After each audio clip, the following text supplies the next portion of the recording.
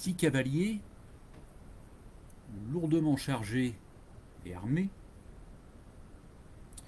parcourent la campagne de Touraine et traversent la petite localité, à l'époque c'est environ 1000 habitants, la petite localité d'Azay-sur-Cher.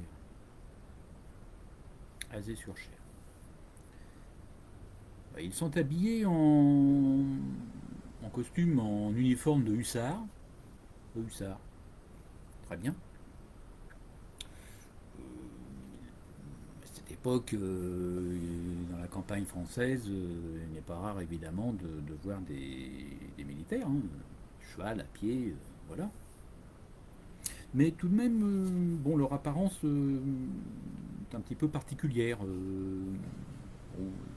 Un porte une sorte de tricorne, vous savez, de chapeau à trois cornes, qui ne ressemble, qui n'est pas particulièrement conforme, je dirais, au modèle réglementaire qui pouvait être porté à l'époque dans les régiments de hussards.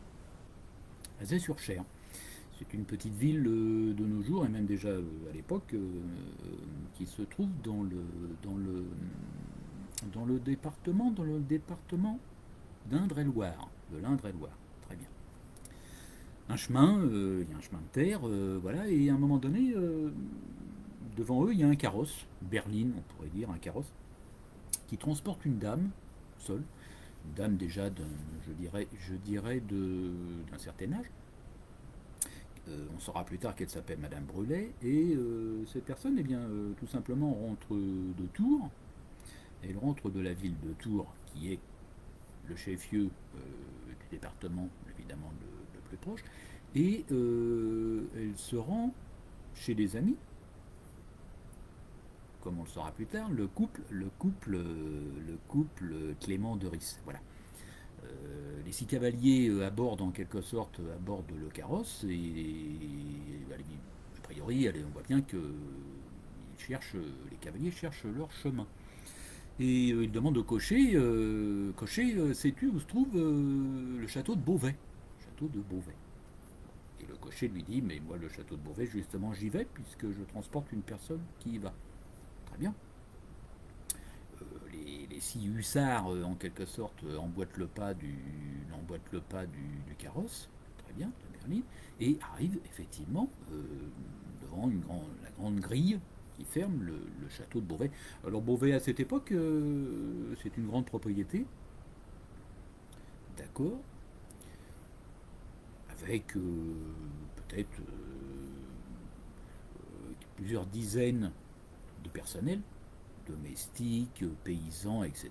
Il y a, comme tout château, il y a un grand parc, il y a voilà, il y a des cultures, des vergers, une partie de bois sans doute, des communs du château, c'est très bien.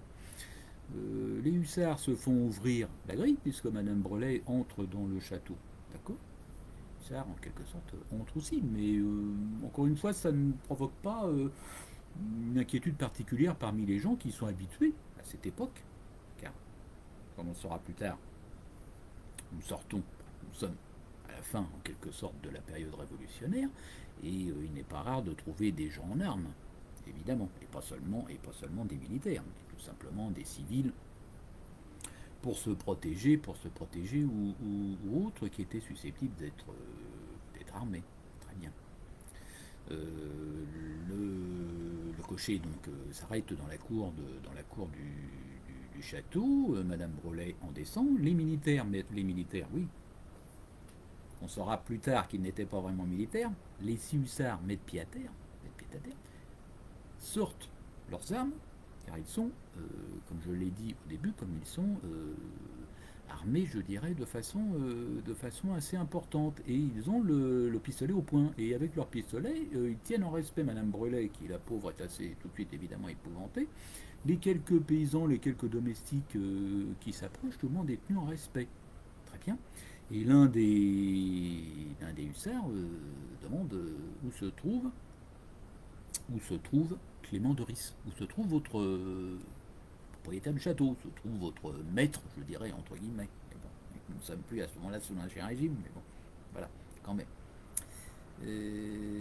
Alors pendant que deux, je dirais, hussards, entre guillemets, tiennent en respect les domestiques, etc., sous la menace de leurs armes, les autres, il y en a encore quatre, s'engouffrent dans le château, entrent dans le château, pièce pratiquement le rez-de-chaussée, montent à l'étage, cherchent le sénateur Clément de Ris, d'accord, à l'étage.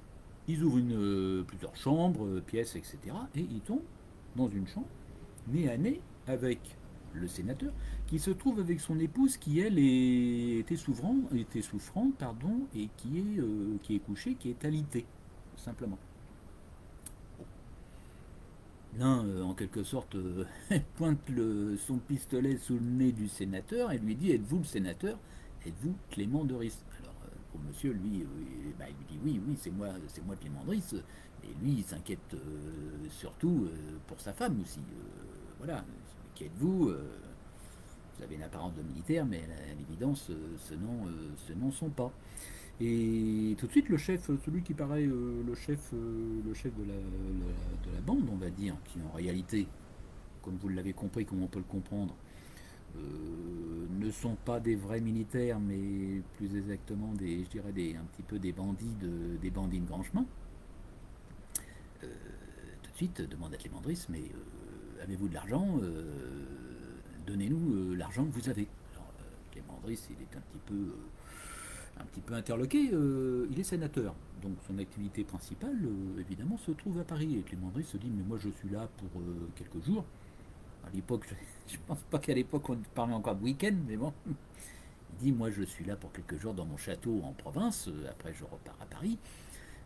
J'ai très peu d'argent sur moi. Tenez, prenez, là, j'ai ma bourse. Il y a 1800 francs. 1800 francs.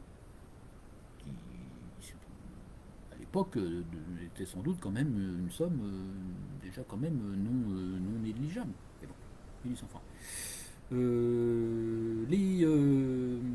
Comment dirais-je, les cambrioleurs, parce qu'il s'agit évidemment, comme on l'a compris, bien plus de cambrioleurs que de hussards. On apprendra par la suite en fait qu'ils étaient venus faire du repérage dans la région quelques jours auparavant, et que dans leurs affaires, dans leur mal, ils transportaient quand même à dos de cheval, eh bien ils avaient des uniformes. Ils avaient des uniformes qui ressemblaient, on va dire, vaguement à des uniformes de hussards, de militaires. Ils se sont vêtis en hussards, en quelque sorte, pour passer un petit peu inaperçus dans la campagne et pour pouvoir approcher et entrer dans ce château. Et l'arrivée inopinée, en quelque sorte, un petit peu du carrosse qui transporte Madame Brelet les arrange, puisque ça leur a permis d'entrer dans la cour, dans le parc du château. Alors le chef des cambrioleurs insiste: bon, très bien, 1800 francs, mais le reste, l'argenterie, etc., nous on veut tout. D'accord, d'accord. Alors ils se mettent un petit peu à ouvrir toutes les armoires, à tout chambouler, je dirais. Ils prennent l'argenterie, ils prennent quelques objets, ils prennent la montre, je crois, qui avait sans doute une certaine valeur, la montre du sénateur. Parfait. Et d'autres objets, une paire de pistolets, notamment des pistolets style empire, on va dire, pistolets à silex, assez ouvragés, très très bien. Bon, Madame de Ris, elle, pendant ce temps-là, elle est dans son lit, la pauvre. Elle est apeurée, et voilà. Bon, elle s'attend à être tuée peut-être, et ça existait, évidemment, malheureusement, à cette époque. Bien. Voilà, c'est très bien. Donc le cambriolage, si je puis dire, est fait. Sauf que ça n'en est pas terminé, puisque le chef de la bande, en quelque sorte, s'adresse au sénateur Clément de Ris, lui dit: maintenant, sénateur, c'est pas fini, suivez-nous.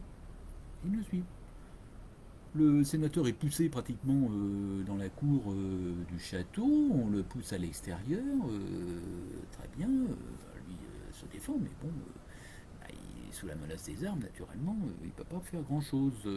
Il est poussé dans le carrosse qui était là, un peu par hasard, on va dire. Monte dans le carrosse, les hussards, faux hussards, remontent à cheval, bien entendu, remontent à cheval, et tout ce petit monde part sort rapidement du château sous le regard presque un petit peu, je dirais un petit peu éberlué, un petit peu incrédule des domestiques et des paysans qui ont accouru, des gens qui se trouvent là, du fils du sénateur, car il avait un gamin d'une dizaine d'années.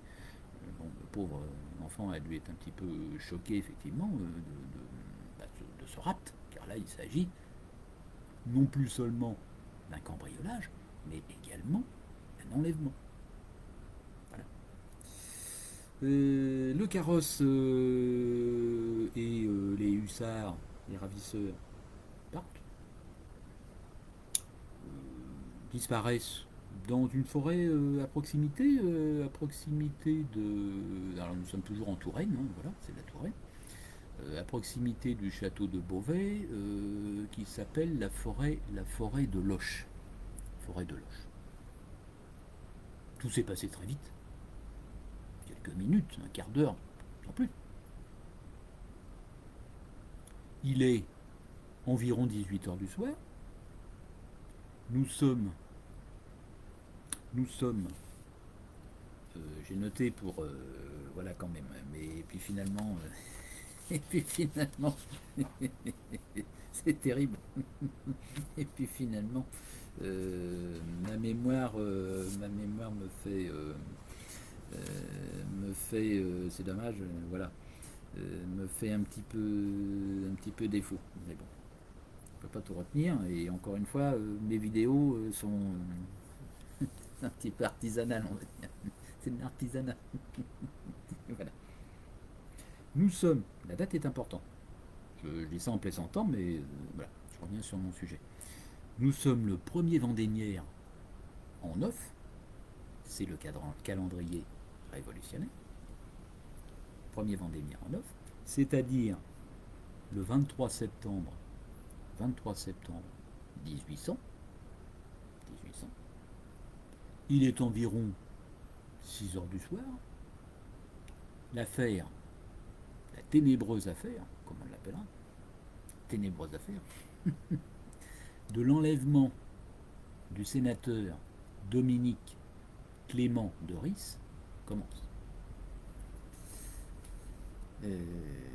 Voilà, alors tout d'abord bonsoir, je n'ose pas dire à ceux qui m'écoutent parce que je ne vois personne, donc c'est un travail sans filet et c'est toujours, je l'ai dit à chaque fois, de mes vidéos du printemps dernier, c'est toujours particulièrement désagréable d'être devant un écran et avec un public virtuel qu'on ne sait pas trop si on est écouté ou pas écouté. Et, alors je m'excuse aussi parce que cette vidéo, ma modeste vidéo était programmée à 17 h, mais bien entendu, les éternels problèmes informatiques de la technique, etc., ont fait que je n'ai pas pu lancer la vidéo. J'ai réessayé à plusieurs reprises. Je l'ai reprogrammée à 18h07. A priori, ça fonctionne. Mais j'ai un nouvel ordinateur, mais qui vaut guère mieux que le précédent. Donc voilà. Et le direct tourne, mais a priori, il n'y a personne. On peut m'écouter en différé, en replay, donc c'est très bien. Il y a une chose qui me rassure un petit peu, c'est que je ne suis pas le seul dans ce cas-là. Moi, j'ai vu deux historiens, enfin dont l'un qui ne se définit pas vraiment comme historien, mais qui en a quand même, je dirais, un petit peu un petit peu la fonction. Comment dire, qui ont fait réaliser deux conférences. Parce que, je pense qu'on peut utiliser le type de conférencier. Et alors eux qui ont eu effectivement toujours un petit peu pas des soucis techniques comme moi, parce qu'ils ont diffusé tout ça tout de suite sur YouTube. Et je pense qu'ils ont des moyens techniques meilleurs que les miens. Voilà, voilà. Meilleurs que mon petit 15 pouces là, qui vaut pas grand chose. Mais simplement, ils ont quand même eu, je dirais, l'angoisse du direct. C'est-à-dire qu'ils attendaient devant l'écran et il y en a un, il a dû meubler pratiquement 5-10 minutes à parler de choses et d'autres en attendant que les gens arrivent. Parce que les gens arrivent, on a beau programmer un horaire, vous avez celui qui est dans le train, l'autre qui est en train de pisser, et puis, et puis pendant ce temps-là, le conférencier, il attend devant son écran. Ça n'a rien à voir, encore une fois, je l'ai dit à chaque fois, avec un historien, un conférencier qui fait une conférence dans une salle, au moins il voit les gens, Il peut commencer, il sait s'il peut commencer à parler, si on va l'écouter, ou s'il n'y a personne pour l'écouter, tandis que dans un écran, vous ne voyez personne. Bon, je vais pas. Voilà, donc ça me rassure un petit peu, et c'est juste un petit clin d'œil que je fais donc à Thierry Chauffat. Mon ami Thierry Chauffat, il était là tout à l'heure, mais là je pense qu'il a dû peut-être d'autres obligations, il est parti, qui est, euh, qui est président d'une association, hein, je l'ai déjà dit, les Vosges napoléoniennes.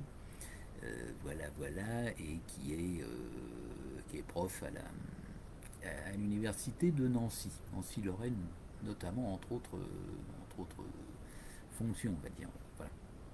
Et un historien également qui est connu, qui est Jacques-Olivier Boudon, qui lui également a présenté une vidéo, mais c'était pour le compte de la Fondation Napoléon. Mais c'est pareil, il attendait un petit peu avant de se lancer, si j'ose dire. En plus, l'exercice était inédit pour lui apparemment, de faire du live comme ça.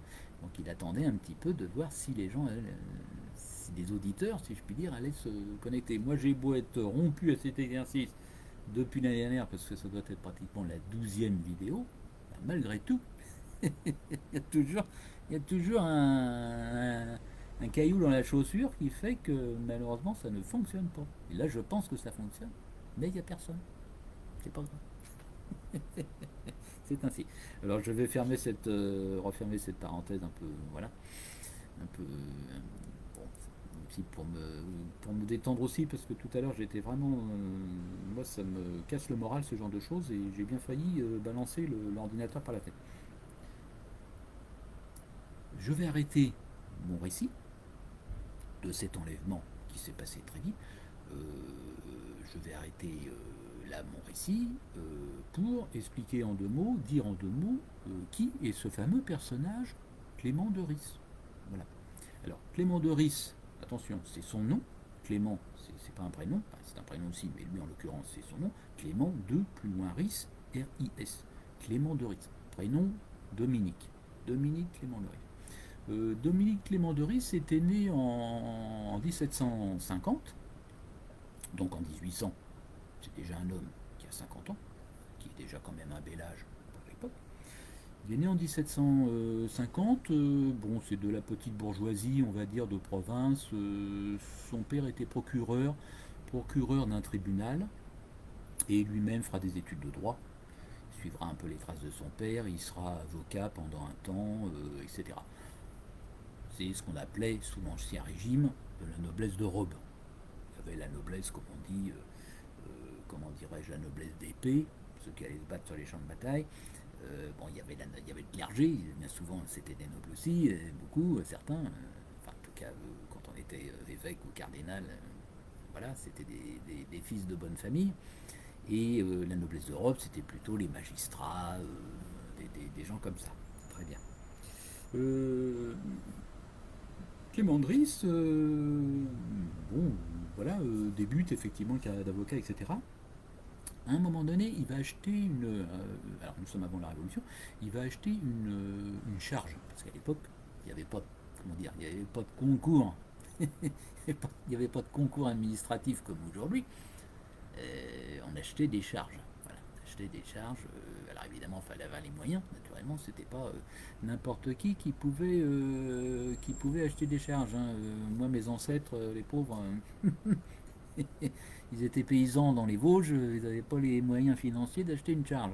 Donc vous achetiez une charge. En plus, la charge s'était batte parce que des fois, c'était héréditaire. La charge se transmettait aux enfants, aux fils.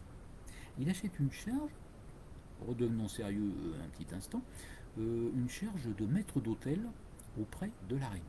Maître d'hôtel auprès de la reine, c'est-à-dire la reine Marie-Antoinette.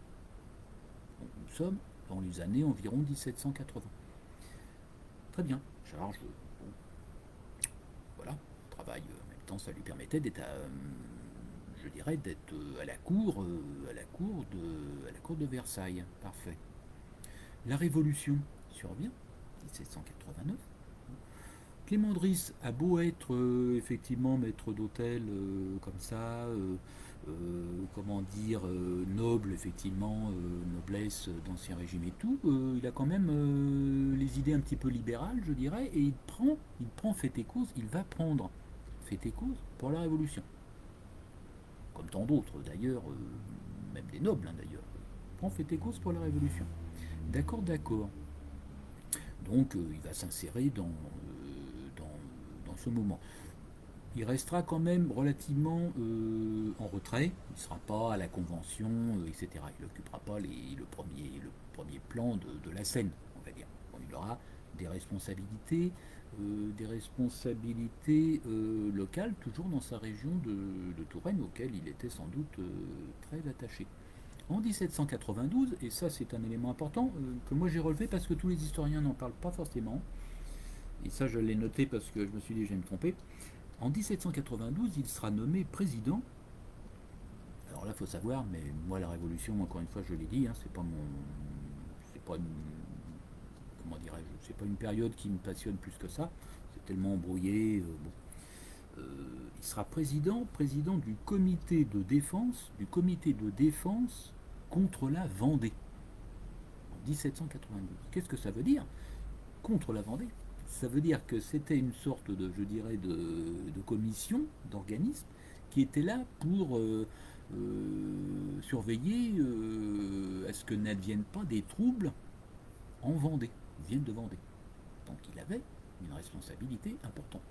Il avait même peut-être après des possibilités, comment dirais-je, des pouvoirs de sanction. Bon, là-dessus, parce que bien évidemment, on sait que la Vendée est une région très royaliste et tout, et qui n'a pas accepté, évidemment, la chute de la monarchie. Alors là-dessus, évidemment, la guerre de Vendée, évidemment, va éclater. Lui, il est sans doute toujours dans les parages, mais comme tant d'autres, à un moment donné, il s'aperçoit que la révolution, comme on a dit, la révolution tue ses propres enfants. C'est bien vrai que la révolution, en quelque sorte, s'emballe. J'en ai parlé pour ceux qui m'ont suivi dans la vidéo précédente à propos d'un personnage qui s'appelait Armand de Chateaubriand. La révolution s'emballe, dévore ses propres enfants, la terreur, Robespierre, etc. On en arrive en 1794, ça sera la chute de Robespierre, après Thermidor, évidemment, le directoire. Mais peu de temps avant, début 1794, si je ne m'abuse, Clément Driss sera accusé de modérantisme. Alors moi je ne connaissais pas ce mot. Bah, dans modérantisme, vous avez la racine modéré, tout simplement, modéré. C'est-à-dire que sur sa gauche, on va dire, c'est-à-dire les plus virulents, les jacobins, il y avait les enragés, vous savez, sous la Révolution, tous ces gars-là, ils vont l'accuser d'être révolutionnaire, mais un peu trop modéré, un peu trop tiède. Bon, en plus, on se méfie un peu de lui, parce que c'est un noble, il vient de la noblesse quand même. Il a été, encore une fois, maître d'hôtel à la cour de Versailles. Donc, il commence un petit peu à être un petit peu soupçonné comme ça. D'un autre côté, les fervents royalistes, ceux qui vont immigrer, ceux qui partent à l'étranger, etc., ceux qui vont rester, ceux qui luttent, notamment en Vendée, puisque la guerre de Vendée est là, eux vont lui reprocher naturellement d'être un traître en quelque sorte, c'est-à-dire d'être passé du côté des révolutionnaires. Donc lui, il se retrouve un peu, je dirais, pris entre deux feux. Et il a sans doute pas été le seul. C'est malheureusement quand vous êtes dans une révolution d'une telle ampleur, bah, vous avez toujours des extrêmes de chaque côté. Et si vous avez le malheur d'être dans le milieu, et bah, soit on arrive à se faire oublier totalement, soit malheureusement on se fait taper dessus des deux côtés. Et lui, c'est un petit peu ce qui était arrivé. Et un point tel qu'il est accusé, donc, comme je l'ai dit, de modérantisme en 1794, et il se retrouve emprisonné un temps à Paris à la prison du Temple. Fameuse prison du Temple, où sera incarcéré, comme on sait, Louis XVI et sa famille, et où mourra le fils de Louis XVI, celui qui aurait dû, l'enfant qui aurait dû régner sous le titre de Louis XVII. Louis XVII, voilà. Prison du Temple qui sera détruite après, très bien. Donc Clément Driss est interné à la prison du Temple et il passe en commission son dossier devant. Alors ça c'est encore un organisme que je ne connaissais pas, mais la Révolution c'est tellement compliqué, il faut vraiment s'y plonger. Voilà. Même quand on a tous fait des études au lycée, sur les bancs de la fac, voilà, un petit peu. Mais pour moi ça commence déjà à être assez loin. Voilà, voilà. il est traduit comme ça, son dossier arrive sur le bureau de ce qu'on appelait le comité de sûreté générale. Comité de sûreté générale, à ne pas confondre, moi je ne savais pas que ça existait, à ne pas confondre avec le comité de salut public. Et c'est surtout celui-là qui est resté, je dirais, dans la mémoire collective. Comité de salut public, on a vu ça à la télé, hein, c'est Robespierre, c'est Danton, etc. C'était l'exécutif, en quelque sorte, à ce moment-là, de la Première République proclamée, Première République révolutionnaire. Il y avait une grande assemblée, c'était la Convention, et il y avait un exécutif avec une forme de, comment dirais-je, de nomination tournante un petit peu, qui était le comité de salut public. Mais comme si ça ne suffisait pas, la Convention avait également son propre comité. L'Assemblée, c'était le comité de sûreté générale. Alors nos pauvres Clément Andrés, il est traîné un petit peu devant ça et bah, ça barde un petit peu, je dirais, ça barde un petit peu pour son matricule. D'accord, d'accord. Sauf qu'il a des relations, il est connu. Il a une relation très importante, c'est la BCIS. La BCIS, personnage fondamental, comme on le sait dans la Révolution, puisque c'est quelqu'un qui va en quelque sorte, on pourrait dire pratiquement, il n'est pas tout seul évidemment, mais il va symboliser un petit peu le début de la Révolution et symboliser un petit peu la fin. Début de la Révolution, pourquoi? Parce qu'on sait, en 1789, euh, la BCIS, qui était plus ou moins lui aussi comme d'autres, hein, un petit peu, on va dire, un prêtre défroqué. Hein. Enfin, bon, voilà, il faisait partie du. C'était un homme d'église, on va dire, mais qui s'est mis à faire de la politique. Bref, bon, il y a eu l'abbé Grégoire, ça c'est un autre parcours. La BCIS en 1789, c'est lui qui va prononcer le fameux discours. Qu'est-ce que le tiers-État? Qu'est-ce que le tiers-État? Il y a la phrase fameuse, moi j'ai pas du tout relu, hein, je fais appel uniquement à mes souvenirs. Quand la BCIS dit qu'est-ce que le tiers-État, c'est-à-dire le peuple, c'est l'immense majorité de la population, de la bourgeoisie, il faut bien le dire surtout, qu'est-ce que le tiers-État? CIS répond rien. Que peut-il devenir? Tout. Voilà. Formule qui sera un peu, comme on le sait, repris plus tard par un certain Eugène Potier, je ne sais pas s'il l'a fait exprès, moi ça me vient à l'esprit d'un seul coup, qui a écrit la fameuse chanson L'International. Vous savez, l'International, et dans l'International, il y a le refrain communiste, hein, il y a un refrain comme ça à un moment donné, il y a un couplet qui dit les damnés de la terre, etc. Nous ne sommes rien, nous ne sommes rien, soyons tout, soyons tout. Oui, voilà, voilà, soyons tout. Peut-être qu'on s'est inspiré, ils se sont inspirés de la BCIS, je n'en sais rien. Alors la BCIS, qu'est-ce que le tiers d'État? À la fin de la Révolution, c'est, comme on le sait, le coup d'État du 18 mai, 17 novembre, si je ne m'abuse, novembre 1799, Bonaparte va prendre le pouvoir, et Seyès, lui, se trouve là, puisque Seyès est un des 5 directeurs. Donc il y a le directoire qui s'est mis en place, ils étaient 5, c'était une direction, un exécutif collégial, alors évidemment, il y avait le fameux, le plus connu peut-être, c'est le fameux Barras, hein, il y en avait d'autres, je pense à Goyer, Merlin Douai, des noms comme ça, etc.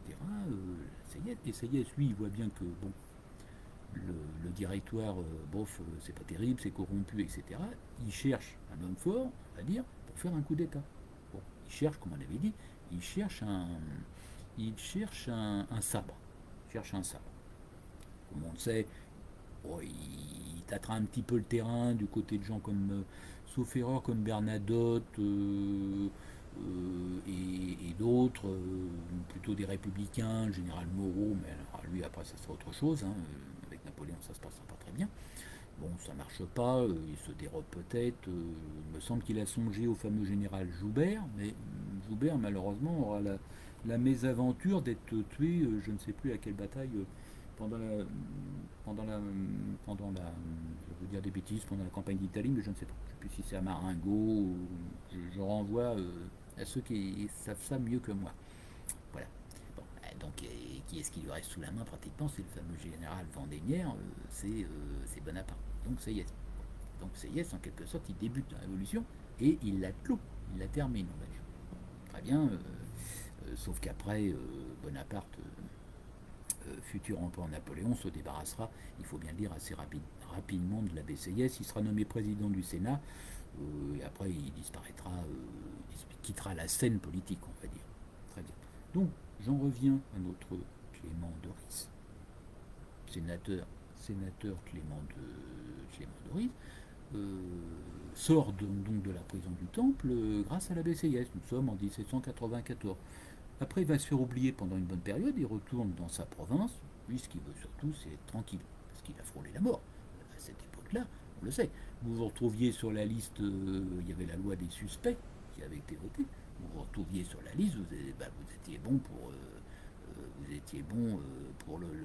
comment dire, le tribunal révolutionnaire et naturellement la guillotine, le truc là, vous savez, ce qu'on appelait le rasoir national. Parmi les nombreux surnoms de la guillotine, le rasoir national. Voilà. La bascule à Capet aussi, hein, il y avait ça, je crois. Voilà, voilà. Bon, bref. Il va se limiter. D'ailleurs, on lui proposera à un moment donné de devenir député durant le directoire. Il refusera. Il préférera garder des fonctions locales dans sa Touraine, c'était plus tranquille, c'est très bien. Car comme on le sait, sous le directoire, il y avait euh, une assemblée composée de deux chambres, qui était le Conseil des 500 et le Conseil des Anciens. Et comme on le sait, lors du coup d'État de Bonaparte, ça tombait très bien, on va dire, puisque c'était son propre frère, Lucien Bonaparte, qui était président du Conseil des 500. On sait que ça lui donnera un coup de main un certain coup de main quand même pour que Bonaparte réussisse son coup d'État. Donc notre Clément Driss, lui, préfère se tenir un petit peu à l'écart. Là-dessus, le coup d'État survient. Bonaparte, 1799, parfait. Débute effectivement son ascension au pouvoir qui ne le quittera plus désormais avant longtemps. Les nouvelles institutions vont se mettre en place, le consulat. Parmi celles-ci, donc, il va y avoir un nouveau système de nouvelles assemblées. Il y en aura trois. Le système est un peu compliqué. Hein, comme on le sait, il y a un corps législatif, il y a un tribunat et un Sénat. Il me semble que le corps législatif vote les lois, mais ne peut pas en discuter. D'accord. Le tribunat, c'est un peu le contraire. Lui ne vote pas les lois, mais il discute des textes de loi. Et puis, à côté de ça, il y a aussi le Sénat. Lui, le Sénat, il n'a même pas un rôle du tout législatif. Du tout, il vote pas rien.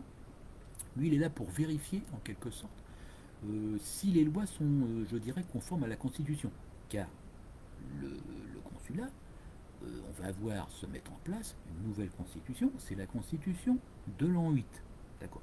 Le Sénat est là pour vérifier si les lois sont conformes. C'est de nos jours en France ce qu'on appelle grosso modo les fonctions, les attributions de ce qui existe actuellement, c'est-à-dire le Conseil constitutionnel. Donc le Sénat. Très bien. Et Napoléon connaît Clément Driss, d'accord, et lui propose un poste de sénateur. Bon, très bien.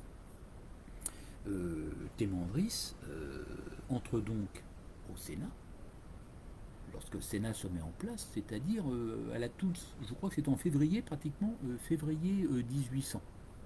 Très bien. Ce qui fait que lorsque survient son enlèvement je le rappelle, le 23 septembre 1800, eh bien le Sénat est une institution, est une assemblée toute récente, euh, qui a encore relativement peu fonctionné, et Clément Driss occupe sa fonction depuis très peu de temps. Par la suite, alors il va rester sénateur toute sa vie, car c'était bien, ils étaient environ 60. Ça montera peut-être à 80, mais vraiment ils étaient peu nombreux dans ces assemblées. Bon, on sait que Napoléon n'aimait pas du tout, c'est le moins qu'on puisse dire, comment dirais-je, les parlementaires. Hein. Il avait vu les assemblées révolutionnaires, ce que ça pouvait donner, et lui, en bon militaire qu'il était, je crois qu'il les appelait les bavards. Il y avait tout ça, hein, comment dire, enfin c'était des inutiles pour lui. Il y a eu les idéologues, il y a eu tout ça, bref. Donc, bon, voilà. Alors tout ça, ce système qui se met en place, il ne faut pas être naïf non plus. Il y a trois assemblées. D'ailleurs, le tribunal sera supprimé. Napoléon, comment dirais-je, dissoudra le tribunal en 1807. Voilà. Bon, mais ces trois assemblées qui se mettent en place, on sait très bien que c'est, comment dirais-je, c'est une apparence, c'est un habillage, on va dire, un petit peu démocratique, législatif. Ils vont jouer leur rôle, d'accord, très bien. Mais la réalité du pouvoir, surtout le pouvoir exécutif, évidemment, est dans les mains, essentiellement du premier consul. Et en plus, c'est lui qui a l'initiative des lois. Les autres, ils sont là uniquement, je dirais, pour. Ils sont là pour voter ce qu'on leur dit, et puis ça peut. En gros, c'est un peu près ça. Ouais, c'est ainsi. On va pas s'embarquer dans ce genre de situation. Donc, Clément Driss, lors de son enlèvement, est sénateur depuis très peu de temps. Comme c'est un poste inamovible, très bien, il va rester sénateur jusqu'au bout, jusqu'à la fin de l'Empire, c'est-à-dire en 1814, jusqu'à la première abdication de Napoléon. Il sera toujours sénateur, il sera également questeur, ce qu'on appelle, moi j'ai vérifié parce que je me suis dit c'est peut-être pas du tout la même, comment dirais-je, les mêmes attributions de ce qui ont pu se faire par la suite. Il sera questeur du Sénat. Ça devait être un poste assez tranquille. En quoi ça consistait, questeur du Sénat? Simplement, il s'occupait de l'administration, tout simplement, du Sénat, alors qu'il siégeait à Paris, au Palais du Luxembourg, et il s'occupait des travaux qu'il avait à effectuer, quoi. Des travaux de restauration. Voilà, il s'occupait du budget un petit peu, donc ça devait être assez tranquille comme boulot, et très très bien. Et lui, ça lui convenait, parce qu'encore une fois, depuis son internement, à mon avis, je pense que ça devait beaucoup jouer pour lui. Depuis son internement à la prison du Temple, il cherchait surtout à ne pas occuper un poste de premier plan. Et puis, bon, il avait une vie de famille, comme tant d'autres, mais il me semble qu'il a perdu un enfant, une fille assez jeune, une femme qui était toujours fréquemment souffrante. Bon, il n'a jamais souhaité, puis peut-être qu'il n'avait pas non plus, je dirais, l'ambition, le caractère. Voilà. Donc Clément Driss. Voilà, donc pour situer un petit peu qui est ce personnage, Clément Driss. Très bien. Je reviendrai, je reviendrai sur la fin pour en parler un petit peu plus longuement. Alors maintenant, ce qui est important de comprendre ici, pour comprendre cet enlèvement, c'est le contexte, je dirais, le contexte de l'affaire. Nous sommes le 23 septembre 1800. Pourquoi l'enlèvement, d'ailleurs c'est étonnant, pourquoi l'enlèvement se déroule ce jour-là? Cette date est importante, car comme je l'ai dit, c'est le 23 septembre 1800, c'était le, très exactement, c'était le, mais bon, les dates non plus, mais celle-ci en l'occurrence, elle est importante, mais naturellement je ne retrouve pas avec mon écriture. C'était le premier Vendémiaire. Et le premier Vendémiaire, à l'époque, qu'est-ce que c'était? C'était une date importante. C'était une des deux dates anniversaires, je dirais, que l'on fêtait, que l'on commémorait en France. C'est-à-dire qu'il y avait le 14 juillet, c'était évidemment le début de la Révolution, 14 juillet 1789, qui se fêtait chaque année, commençait par la suite. On mettait, vous savez, dans les villages, il y avait l'arbre de la liberté, voilà, etc. Donc 14 juillet, et également premier Vendémiaire, donc du calendrier révolutionnaire, 23 septembre, chaque année. Pourquoi? Parce que c'était la date qu'on avait choisie pour fixer, je dirais, pour fêter la fondation, la proclamation de la République. C'est-à-dire, on sait que la première République a été proclamée après la chute évidemment de Louis XVI en septembre 1792. Très bien.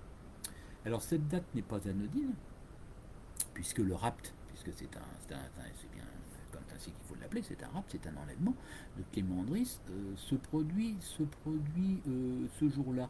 Donc le contexte est important, et on peut penser que ces ravisseurs avaient choisi, probablement, avaient des renseignements, probablement peut-être, pour choisir ce jour. Mais qu'est-ce qui s'est passé ce jour-là? C'est que Clément Driss était invité, comme c'était une fête, donc pour commémorer la fondation de la République.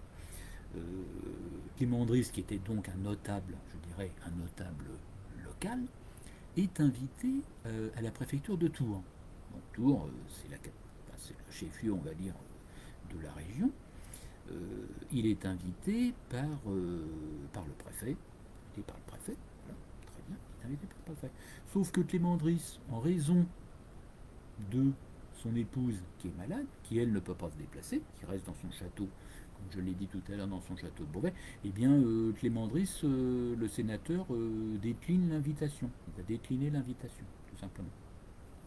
À la place, il va envoyer son fils. Il avait l'aîné, je crois qu'il avait deux garçons, dont le premier qui devait avoir une bonne vingtaine d'années. Il envoie son fils à Tours. Il avait été convenu que le soir, le fils reviendrait, mais finalement, il est resté à Tours. Bon, il était peut-être étudiant, je n'en sais rien. Le fils est resté à Tours. Par contre, le cocher lui revient avec le carrosse en rapportant une amie de Clément Driss qui s'appelait Madame Brelet. Très bien. Donc, cette Madame Brelet, lorsqu'elle est surprise par les fameux hussards qui n'en sont pas du tout, elle venait simplement passer quelques jours se reposer au château de Beauvais à l'invitation de Clément Driss. Voilà donc l'affaire.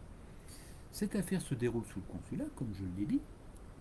Nous en sommes à peine un an, puisqu'encore une fois, le coup d'État du 18 Brumaire s'est déroulé en novembre 1799. Nous sommes en septembre 1800. Donc, la période consulaire, comme on le sait, qui va durer 5 ans, hein, quasiment jusqu'en 1804, vient à peine de débuter. C'est important de le comprendre. Pourquoi? Parce que les institutions ne sont pas encore pleinement assurées. Bonaparte, il assoit son pouvoir très bien, mais c'est pas encore parfait. La police, alors évidemment Fouché est déjà là, j'aurai l'occasion d'en parler. Fouché, lui, avait été ministre de la police précédemment sous le directoire, à la toute fin du directoire. Il va continuer ses fonctions de ministre de la police générale sous le consulat, et on sait qu'il y aura une petite interruption et il sera ministre de la police après sous l'Empire jusqu'en 1810. 1810 où finalement il tombera en disgrâce et il sera remplacé par Savary. Mais le début du consulat est une période difficile. Napoléon, très bien, essaie de rétablir un petit peu la situation, qui n'était pas fameuse, il faut bien le dire, du directoire, mais comme on le sait, il y aura des coups d'État. Il y aura des tentatives, plus exactement, d'attentats. J'en ai parlé, pour ceux qui m'ont écouté, j'en ai parlé précédemment. D'accord. On essaiera de l'assassiner. Très bien. Donc, c'est important de comprendre dans quel contexte survient cet enlèvement. Mais cet enlèvement qui n'est quand même pas commun, car ce n'était pas forcément la règle, je dirais, de kidnapper quelqu'un. Généralement, vous aviez des bandits de grand chemin ou d'autres. Alors il y a même eu les Chouans, puisque là on en arrive pratiquement à la fin de la guerre de Vendée.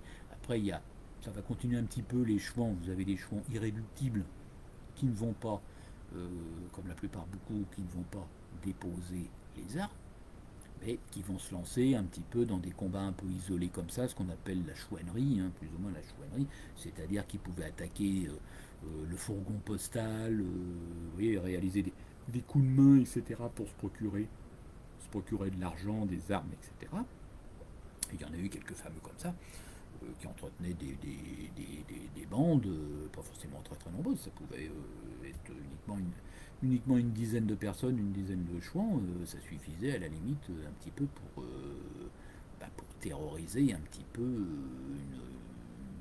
la population, une région, du moins pour entretenir un certain climat, évidemment. Bon, très bien.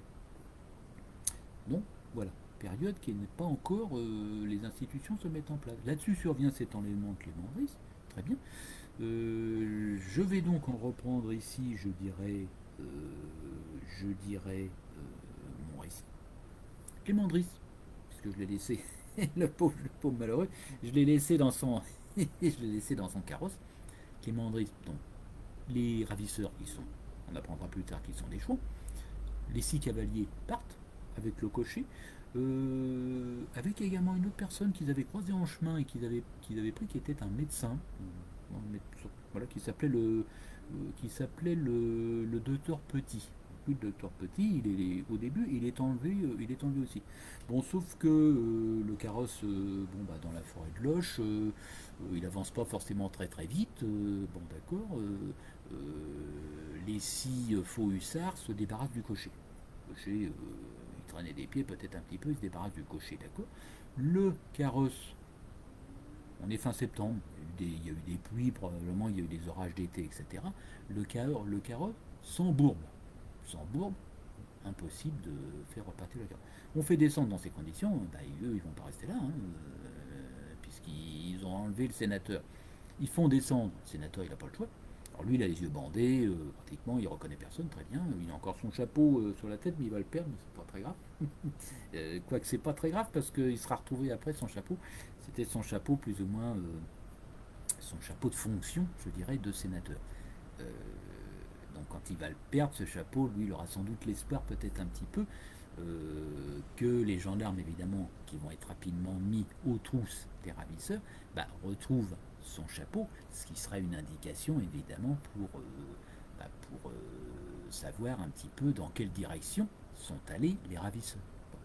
Le carrosse donc est embourbé, et donc Manu Militari, les six ravisseurs font monter Clément Driss à cheval, et tout le monde part à cheval comme ça. Bon, c'est là qu'il perd son chapeau, très bien. Il faut encore des kilomètres comme ça, etc. Voilà, dans la campagne et tout, donc lui, Clément Driss, on ne sait pas du tout où on l'emmène. Ils arrivent à destination dans une ferme, une sorte de grande cour de ferme, etc.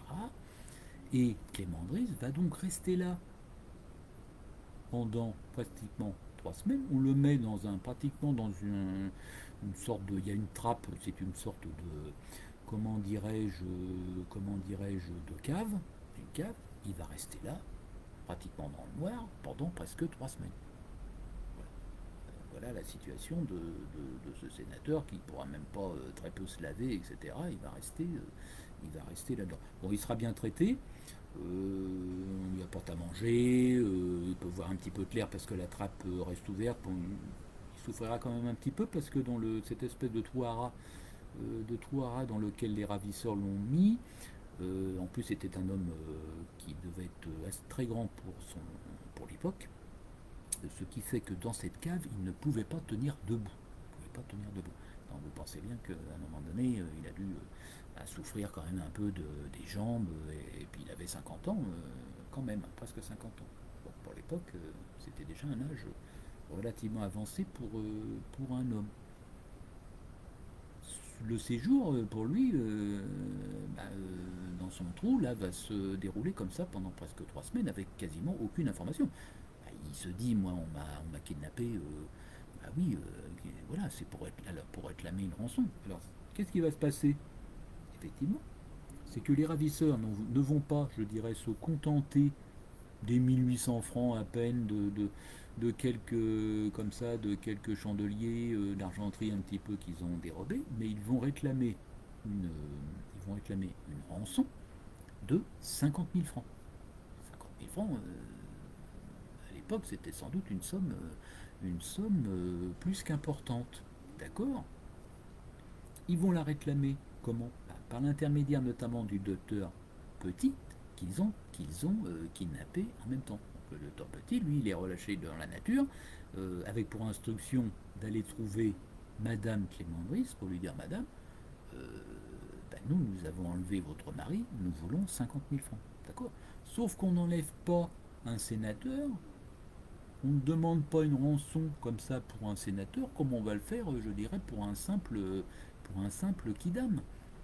Pourquoi? C'est parce que c'est quand même un personnage, même si, comme je l'ai dit, il aura toujours un rôle de second plan tout au long de l'Empire, il est quand même sénateur. Et cette affaire, bien entendu, va prendre une proportion importante. Pourquoi? Et pour qui, je dirais? Pour qui? Ben, notamment aux yeux de Napoléon, du premier consul, qui lui n'entend pas que l'on remette, je dirais, à travers cet enlèvement de Clément Driss, que l'on remette en cause son propre pouvoir. Pour lui, c'est presque une forfaiture. Enfin, c'est vraiment attenter à son pouvoir qui débute encore une fois, puisque nous en sommes au début du consulat. Donc le 23 septembre Bonaparte, pardon. Bonaparte va être prévenu rapidement de l'enlèvement. Excusez-moi. Oui, oui. Prévenu rapidement de l'enlèvement. Un autre, naturellement, personnage fameux, qui lui est prévenu pratiquement très très rapidement par le préfet de Tours, c'est naturellement Fouché. Fouché, ministre de la Police. Et il avait autorité sur la police et quasiment aussi sur, je dirais, sur la gendarmerie. Alors Fouché, lui, va déployer une activité, tous azimuts, partout, en Touraine, donc la police locale, la gendarmerie qui se met naturellement à faire des battues, à chercher un peu partout dans les villages, à rentrer dans les fermes, etc. pour savoir où peut bien être caché, puisqu'on sait qu'il y a une demande de rançon, où peut bien être détenu le sénateur Clément de Ris. D'accord. Tout se met en branle, effectivement. Fouché déploie une activité tous azimuts. Moi j'ai lu dans la biographie sur laquelle je me suis basé qu'il a même prévenu, je crois, le préfecture de Marseille. Pour vous dire. Alors peut-être que bon, en réalité c'est pas forcément parce que il s'imaginait, il allait s'imaginer que Clément Driss allait quitter le territoire français par Marseille. Non, Fouché dans cette affaire, qu'est-ce qu'il veut? Il est ministre de la police. D'accord, il était un petit peu avant, ok. Et là, c'est tout le début du consulat. Fouché, lui, il faut qu'il affirme son pouvoir et qu'il démontre à Napoléon l'efficacité de sa police. Parce que sinon, Fouché, il peut être envoyé où il était avant. Vous savez, il était prof, comment ça s'appelait, chez les flûtes, la congrégation de l'oratoire. Il avait fait le séminaire, lui aussi, c'était lui aussi plus ou moins un défroqué. Bref, peu importe. Donc Fouché, bon. En plus, comme Fouché n'est pas tout seul, puisqu'il y a le ministère de la Police qui dirige, j'en ai parlé la fois précédente, mais il a aussi quelqu'un d'autre, je dirais, pour parler vulgairement, dans ses pattes. Il y a un ministère également de l'Intérieur. Chose curieuse, qui peut nous paraître curieux à nous de nos jours, c'est qu'à l'époque, il y avait deux ministères. Il y avait un ministère de l'Intérieur et il y avait un ministère de la Police, qui avait des attributions un peu différentes. De nos jours, il y a un ministère de l'Intérieur et avec un ministre de l'Intérieur en France et qui chapeaute évidemment la police française, et puis c'est tout. Mais à l'époque, il y en avait deux, ministère de l'Intérieur. Et ministre de l'Intérieur au tout début du consulat, comme on sait, c'est Lucien Bonaparte. Lucien Bonaparte, le propre frère cadet de Napoléon. Et naturellement, avec Fouché, ça ne se passait pas très bien. Et Fouché fera tout pour, on le sait, hein, après il y aura une affaire comme ça, Fouché fera tout, je dirais, pour savonner la planche de Lucien, car il le voyait sans doute un petit peu comme un rival potentiel, comme l'abbé Seyès aussi, mais lui, l'abbé Seyès va quitter la scène politique hein, assez rapidement. D'accord. Et Fouché, de façon très habile, plus ou moins, utilisera les défauts, je dirais un petit peu les travers de Lucien, et comme on le sait, Napoléon va se brouiller assez rapidement avec son frère et lui retirera le portefeuille du ministère de l'Intérieur. Il sera remplacé, si je ne m'abuse, par le scientifique Chaptal. Chaptal. Voilà. Donc Fouché, lui, après, il est content, et il est débarrassé de Lucien. Déjà, pour lui, il commence à tisser, nous sommes en 1800 au début, il commence à tisser sa toile, une sorte de toile d'araignée, voilà, voilà.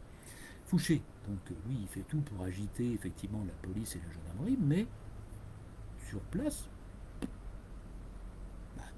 personne ne trouve Clément Doris. On ne sait pas où il est. Il est détenu. Alors qu'en réalité, on saura plus tard qu'il était dans un périmètre. J'ai une carte dans un des livres, il était vraiment pas très très loin de son château de Beauvais. Ils ne l'ont pas envoyé très très loin. D'accord, d'accord.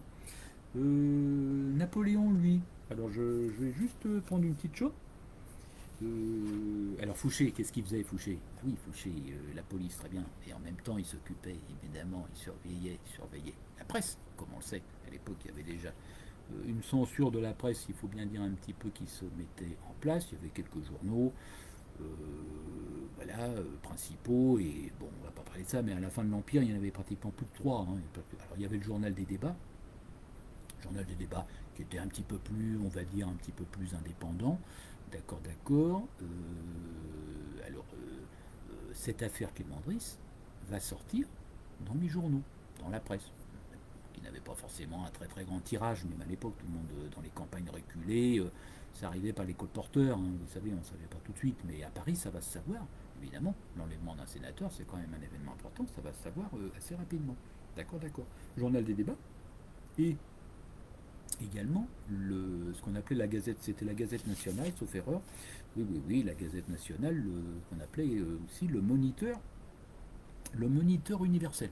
Le Moniteur universel, c'était pratiquement un journal officiel du gouvernement qui publiait notamment les comptes rendus des délibérations et des votes des assemblées, les assemblées dont j'ai parlé tout à l'heure.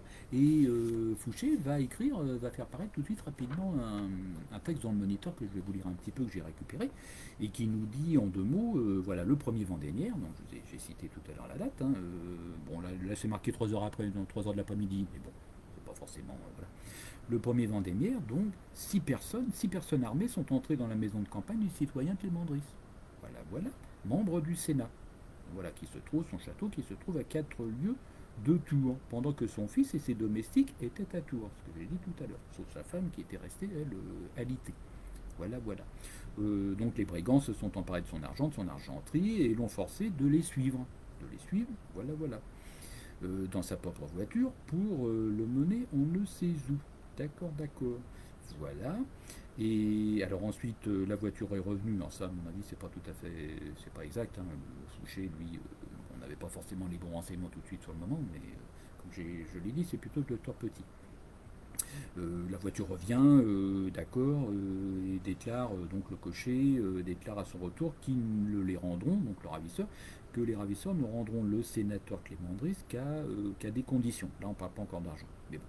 Le Sénat a été convoqué extraordinairement aujourd'hui, d'accord. Il doit se réunir cet après-midi. Alors c'est là où la fin devient importante. Là, c'est Fouché qui écrit naturellement. Enfin, c'est un journaliste, mais il écrit sous la direction de Fouché, puisque le Moniteur était un journal officiel. Vous pensez bien que le gars, il a écrit ce qu'on lui a dit d'écrire. Hein. Faut pas, la liberté de la presse, bon. Voilà, voilà. Et alors, la fin, le ministre de la Police Générale, Fouché, le ministre de la Police Générale a déjà pris toutes les mesures pour atteindre les coupables. A déjà pris toutes les mesures pour atteindre les coupables. Donc, Fouché lui montre moi je suis actif, je suis là, je me fais fort, vous allez voir, je vais retrouver notre sénateur rapidement. Très bien. Sauf que les premiers jours, la gendarmerie, comme je l'ai dit, tout ça, bref, ils font chou blanc. Ils ne trouvent pas le sénateur. Pas de sénateur. Hein. Napoléon, lui, il est alerté assez rapidement. Cette affaire l'inquiète. Cette affaire l'inquiète. Cette affaire l'énerve, comme je l'ai dit tout à l'heure, parce que c'était à travers Clément Driss une remise en cause de son propre pouvoir. D'accord. Et Napoléon va un petit peu court-circuiter, je dirais, un petit peu. Finalement, ça ne marchera pas. Un petit peu court-circuiter Fouché en envoyant sur place, en envoyant un envoyé spécial, si j'ose dire, de Bonaparte, en envoyant sur place Savary.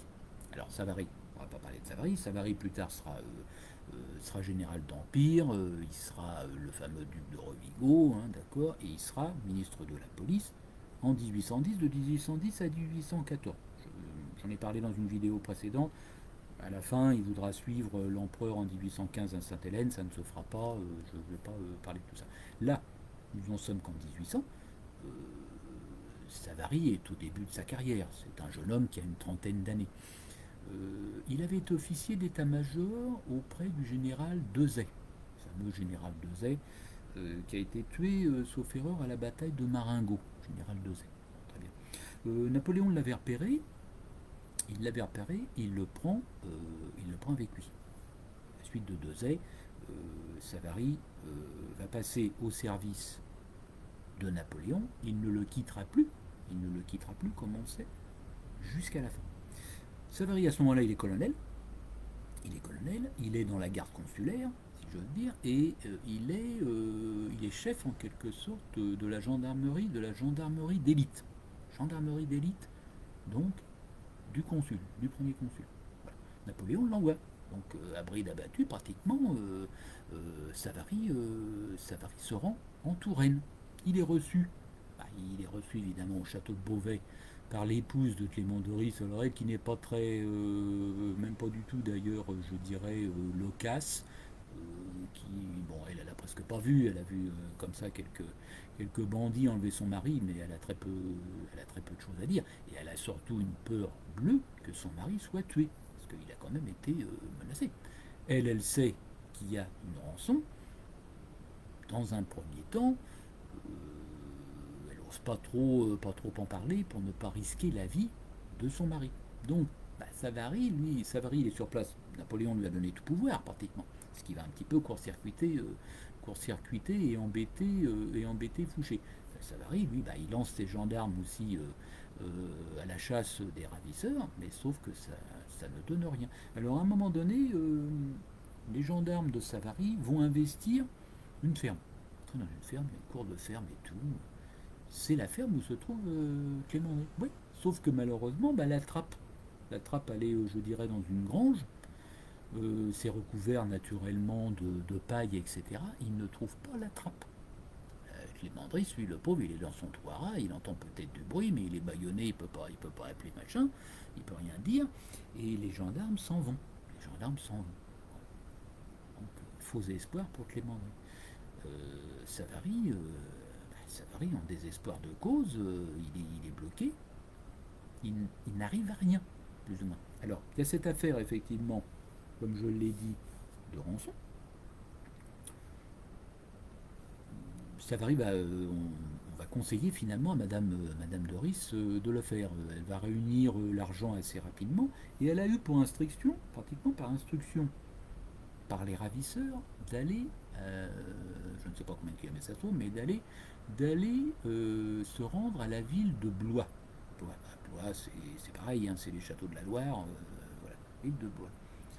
Elle descend, si j'ose dire, dans un hôtel, un petit hôtel un peu miteux, bref, lieu de rendez-vous qui avait été fixé par les ravisseurs. Oui, sauf que qu'est-ce qui se passe? Vous pensez bien que la ville de Blois est quadrillée complètement par les gendarmes de Savary qui suivent Madame Doris, évidemment, qui suivent, hein, quadrillés aussi par les agents de la police de Fouché, même s'ils sont habillés en civil, bon, à l'époque, on les reconnaissait, hein, voilà. Ce qui fait que la journée, la soirée se passe et tout, Madame Doris, elle est là dans son hôtel, toute seule. Les ravisseurs, sans doute, ont dû se méfier, ils ne viennent pas. Pas de ravisseurs. La rançon n'est pas remise. Alors les jours s'écoulent comme ça. Il y aura un deuxième rendez-vous, si je ne m'abuse, mais qui n'aboutira pas non plus. Donc à un moment donné, on peut se dire, qu'est-ce qui va, qu'est-ce qui va advenir de notre Clément Doris? Et là va se produire pratiquement un coup de théâtre. C'est un peu comme au théâtre, c'est presque une mascarade cette affaire. C'est que Clément Doris va réapparaître d'un seul coup, pratiquement, pas tout seul, mais presque, au bout de 18 jours, euh, va être libéré dans la nuit, donc kidnappé, comme je l'ai dit, le 23 septembre. Il sera libéré dans la nuit, dans la soirée entre le 18 et le 19 octobre. C'est-à-dire, faites le calcul, hein, c'est-à-dire presque en tout 19 jours, pratiquement 3 semaines de détention. Alors, Clément Driss, lui, il est tout content. Il est libéré, il est ramené à son château, parfait. Il va retrouver sa femme, et lui, il va surtout aspirer à ce qu'on ne parle plus de lui. Mais il est libéré comment? Il n'est pas libéré par les gendarmes de Savary, il n'est pas libéré par la police de Fouché, non plus. La police, on va dire la police officielle, en tout cas de Fouché, la police locale, en quelque sorte aussi. Il est libéré par des chouans, également par des chouans. car ce sont des Chouans, ça on va le savoir évidemment lors du procès, ce sont des Chouans, donc des Vendéens, des royalistes, fervents royalistes, qui ont enlevé Clément Doris. Mais, ironie, je pourrais dire un petit peu de l'histoire, c'est que Clément Doris va être libéré par des Chouans. Alors on peut se demander, effectivement, on peut se demander d'où sortent ces Chouans, c'est quand même étonnant. Et d'ailleurs, ces Chouans vont accompagner Clément Doris dans son château de Beauvais, et on voit très bien que ce ne sont pas des policiers, ils n'ont pas vraiment, je dirais, l'apparence de policiers, c'est autre chose. Hein. Alors, sans doute quand même bien élevés parce qu'ils étaient royalistes, une certaine éducation et tout.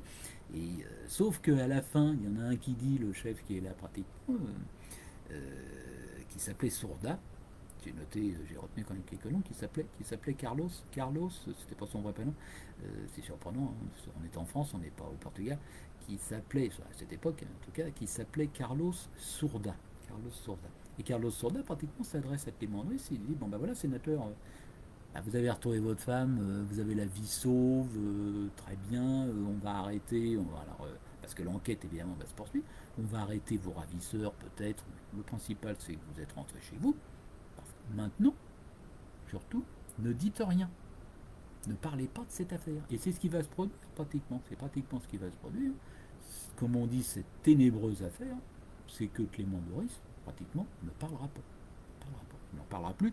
Et d'ailleurs, tout au long de sa vie, après quand on lui, moi j'ai lu ça un petit peu, lorsqu'on lui rappellera cette affaire, en gros, il bottera en touche. Quoi. Ça devait profondément l'agacer.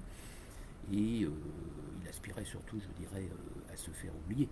Et même de nos jours, s'il n'y avait pas eu cet enlèvement, cette histoire d'enlèvement de Clément Doris, c'est un personnage qui serait, comme beaucoup d'autres personnages, même hauts personnages, on va dire, de l'État, de l'Empire de Napoléon, c'est un personnage qui serait totalement tombé dans l'oubli.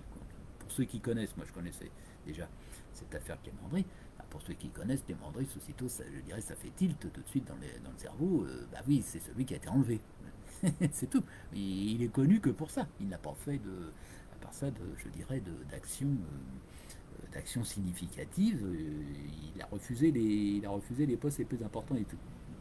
Voilà. Clément Doris, voilà, on lui dit, le fameux Sourda, là, surtout ne parlez pas. Bon.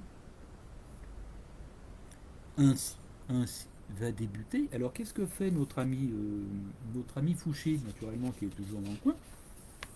Qu'est-ce qu'il fait Fouché? Fouché, il écrit, naturellement, il va se fendre d'un bel article dans le Moniteur universel, parce que eux se présentent comme des policiers de Fouché, alors qu'en réalité ce n'en est pas. Les libérateurs de Clément Doris ne sont pas des policiers, des policiers de Fouché, mais sont également des Chouans.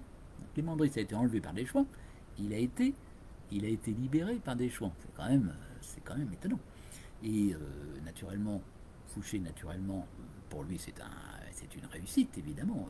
Il se fait bien voir, naturellement, du premier consul, et en même temps, celui qui est roulé dans la farine, si je veux dire un petit peu, c'est Savary. Savary, lui, il est là avec ses gendarmes.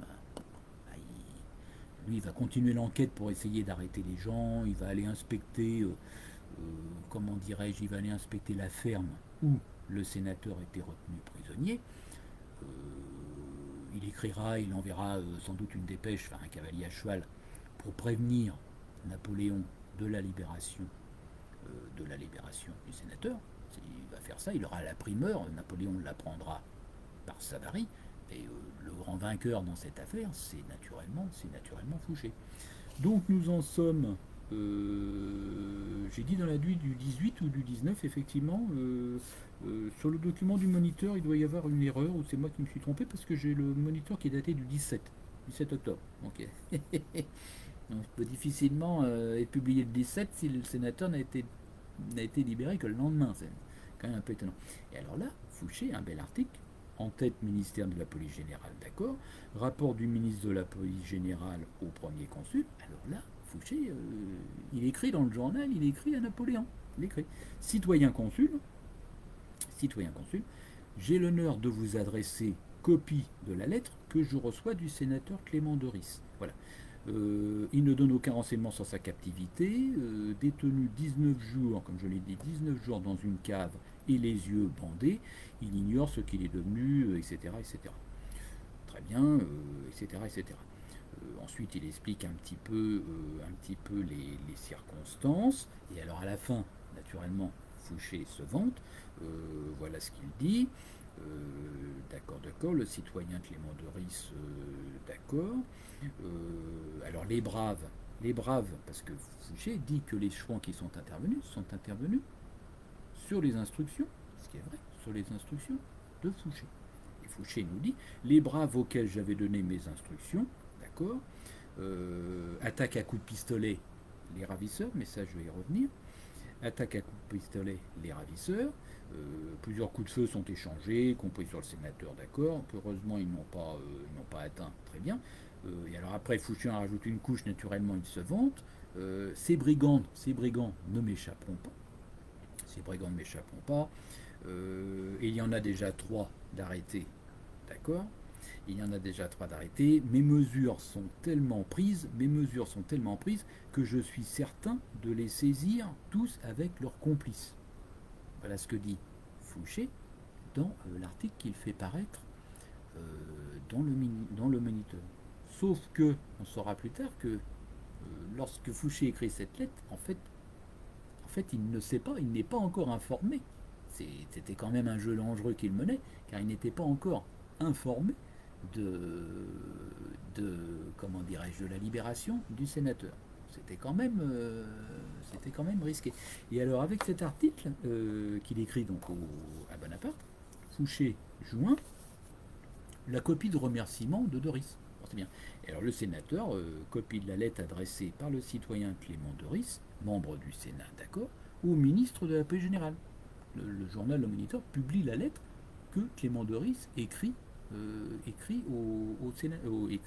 à Fouché. Et alors, voilà, il y a 24 heures que je suis libre, citoyen ministre.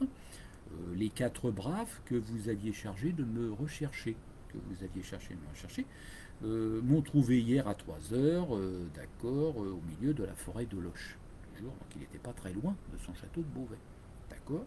Après, il explique toutes les circonstances, etc.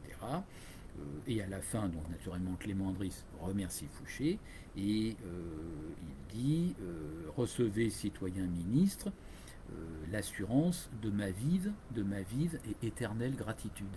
C'est pas beau, hein, c'est beau comme des. Hein. L'assurance de ma vive et éternelle gratitude. Salut, fraternité, reconnaissance éternelle, signé Clément Driss. Alors, lui Fouché publie ça, Fouché, bravo, bravo, c'est formidable. Lui il a dû se taper sur les cuisses, évidemment, en lisant cette lettre, de remerciement de Clément Driss. Parfait. On saura plus tard que tout ça évidemment était un petit peu un coup manigancé naturellement par Fouché. Alors, je reviens juste brièvement parce que pour comprendre un petit peu la situation. Comme on le dit, Clément Driss est resté presque 3 semaines enfermé. À un moment donné, les ravisseurs s'aperçoivent bien que c'est pas si facile d'obtenir la rançon de 50 000 francs. Ils vont vouloir changer Clément Driss de place. On va le sortir de son trou, on va l'emmener un peu plus loin. D'accord. Ça se passe, voilà. Puis finalement, les choses se calment. Comme je l'ai dit, les gendarmes n'ont pas trouvé la cachette et Clément Driss a remis dans son trou le pauvre malheureux. C'est là que survient cette ténébreuse affaire où tout va se compliquer, je dirais, dans cette affaire, car à ce moment-là, 2 versions vont se chevaucher en quelque sorte. C'est-à-dire qu'au tout début, beaucoup de gens vont être convaincus qu'il s'agit plus ou moins d'un coup fomenté par Fouché. Fouché aurait lui-même orchestré, je dirais, l'enlèvement du sénateur. Pourquoi? Car ça ne vous aura pas échappé, nous sommes en 1800.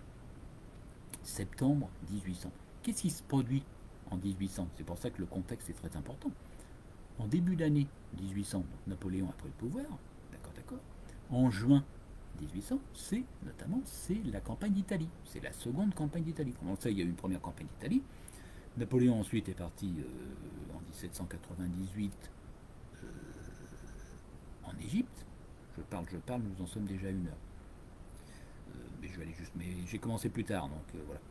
J'espère que ça fonctionnera pour ceux qui m'écouteront en replay. Campagne d'Égypte 1798, Napoléon revient pour le coup d'État. Sauf qu'entre-temps, la situation commençait, la situation s'est dégradée en Italie. Napoléon, il y avait eu la première campagne d'Italie avec des fameuses victoires, très bien. Bon, Napoléon repart, il est premier consul, mais il va se mettre à la tête de l'armée, il va partir à nouveau en Italie la seconde campagne. C'est là, si je ne m'abuse, Marengo, etc.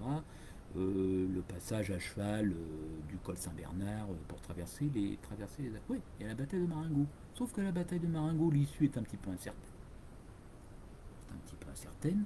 Bon, bref, au début, à Paris, on n'est pas encore très certain que la victoire soit acquise. Bon, finalement, on saura un petit peu après finalement que Napoléon, in extremis, grâce à l'intervention de Dezay qui lui sera tué, etc., Napoléon peut renverser la situation à son profit, et la campagne d'Italie, cette seconde campagne d'Italie, sera finalement un succès. Parce que là-bas, naturellement, on combat toujours, notamment contre les Autrichiens. Essentiellement les Autrichiens. Mais au tout début, bon, on ne sait pas trop bien si ça va. Qu'est-ce que devient Napoléon, et même on pouvait penser, il y aurait eu des rumeurs comme quoi qu'il pouvait naturellement, puisqu'il s'était mis à la tête de l'armée, il pouvait très bien être tué.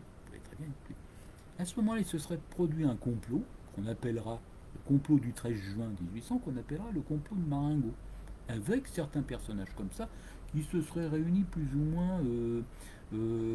moins à Auteuil. Alors à Auteuil, à l'époque, ça faisait pas partie de comment dirais-je de Paris. Hein. Maintenant, c'est la porte d'Auteuil. Hein. Porte d'Auteuil, c'est là où il y a comment dirais-je, il y a Roland Garros, notamment les terrains de tennis. Mais à l'époque, c'était une commune beaucoup plus petite sans doute qu'aujourd'hui, une commune qui était en dehors de l'enceinte, je dirais, de l'ancienne enceinte de Paris. D'accord. Et là, il y a un hôtel particulier, Talleyrand, etc. Et certaines personnes se mettent à comploter. Complot. Talleyrand. Il y a Seyès qui ressort un petit peu de son trou. Fouché arrive, etc. Et tout le monde un petit peu se concerte pour se dire qu'est-ce qui va se passer si le premier consul se fait tuer en Italie. C'est le début du consulat, s'il est déjà mort, on va retomber dans les affres, je dirais un petit peu du directoire. Il faudrait peut-être trouver une solution de rechange. On va peut-être le remplacer par quelqu'un. D'accord. Dans cette réunion, il y a également Clément Driss. Clément Driss, il est là. Il connaissait Seyès, il connaissait Fouché, il connaissait tout le monde, machin. Oui, d'accord. Et nos comploteurs préparent un petit peu, je dirais, préparent un petit peu le terrain, ils veulent préparer un petit peu l'opinion publique en France à apprendre la défaite des armées françaises en Italie, voire peut-être même la mort de Napoléon. Bon. Ils commencent à faire tourner vous savez, le truc là, comment dire, la Renéo, là, la machine à truc là, à Gutenberg, et à imprimer des affiches et tout, pour les placarder partout dans Paris, etc., partout en province, comme quoi, voilà, peut-être Napoléon il est mort, et puis on prend un autre général qui va le remplacer, Bernadotte, je ne sais pas, machin. Ouais, bon. Clément Driss, qu'est-ce qu'il fait lui dans cette histoire? Il est chargé, comme lui il s'occupait de l'administration du Sénat, il est chargé, lui il emballe, il prend sous le coude tout ça, un peu toutes les affiches, etc., qui est prévu qu'on va coller un peu partout tout ça. Il emmène tout ça dans son château de Beauvais, en Provence. Il va cacher tout ça, avec les papiers, comment dirais-je, des comploteurs, compte rendu écrit, qui se sont réunis, voilà, ils se sont réunis entre eux. D'accord, oui. Sauf que finalement, Marengo est une victoire, Napoléon rentre en France. Alors, eux, naturellement, qu'est-ce qui se passe? Qu'est-ce qui se passe pour pas être démasqué, si je veux dire, en sortant ce moment, Fouché et compagnie, ça devient un petit peu naturellement compromettant. Et Clément Driss, lui, va être chargé de brûler les papiers. Il faut brûler les affiches et tout qu'on avait prévu de placarder, annonçant la mort de Napoléon. D'accord. Ouais. Fouché, lui, ce qu'il veut aussi dans cette histoire, puisqu'il est ministre, il va être accusé. Il va être accusé de trahison par Napoléon. Mais Fouché veut récupérer ses papiers. Et pour récupérer ses papiers, qu'est-ce qu'il va faire Fouché? Il n'a pas trouvé d'autres trucs. Il va aller recruter quelques arsouilles, là, on va dire, hein, quelques sbires, pour enlever. Il va enlever, hop, Clément Andris, il va enlever Clément Andris, il va récupérer les papiers pour faire disparaître, naturellement, pour brûler, pour faire disparaître les papiers compromettants. C'est la théorie, c'est la thèse du complot. Ce qu'on appelle le complot de Marengo. Le complot politique, de ce complot, de ce projet de renversement de Bonaparte, qui est, en quelque sorte, je dirais, la cause, la raison de l'enlèvement du sénateur Clément Andris, qui lui était aussi impliqué dans ce complot. Raison pour laquelle, lorsqu'il est libéré, on va lui dire, sénateur, surtout vous ne parlez pas, vous ne dites rien. Ça va rester secret. D'accord. Il le savait, il a intérêt à ne pas parler. Ça, c'est la théorie du complot. Bon, théorie du complot, comme on sait, qui sera reprise plus tard dans le fameux roman de Balzac, roman qui s'appelle Une ténébreuse affaire, qui paraîtra beaucoup plus tard dans les années 1840, 1843, n'importe. Ok, sauf que cette théorie du complot est très vraisemblablement totalement fausse. Ce n'est pas la vérité. Ce n'est pas la vérité. En réalité, qu'est-ce qui se passe? Fouché, c'est un maître en matière de, comment dirais-je, de police, de coups tordus, de joueur d'échecs. Il y jouait peut-être pas, mais enfin, en tout cas, c'est vraiment un virtuose, je dirais, dans cette affaire. Lui, ce qui l'intéresse surtout, c'est évidemment de rester au pouvoir, puisqu'il est ministre de la police. C'est de se faire bien voir de Bonaparte, jusqu'au jour où, lorsque Napoléon quittera, comme on le sait, le pouvoir en 1815, Fouché, naturellement, comme tant d'autres, tournera Casaque, et même il le trahira. On ne va pas aborder ce sujet-là, mais voilà. En attendant, lui, il est dans sa roue. Il fait tout au contraire pour conforter, je dirais, le pouvoir. Pour ça, il a besoin de lui donner des gages, naturellement. Donc c'est pour ça que Fouché va s'acharner rapidement à faire délivrer le sénateur. Bon, il voit bien que sur place, ça marche pas trop bien. La gendarmerie, la police locale, le préfet, ils sont pas très dégourdis, ça va pas assez vite. Qu'est-ce que fait Fouché? Donc ça n'a rien à voir avec cette histoire de complot Marengo. Qu'est-ce que fait Fouché? Il se dit, moi, cette histoire, euh, le sénateur a été enlevé par des chouans.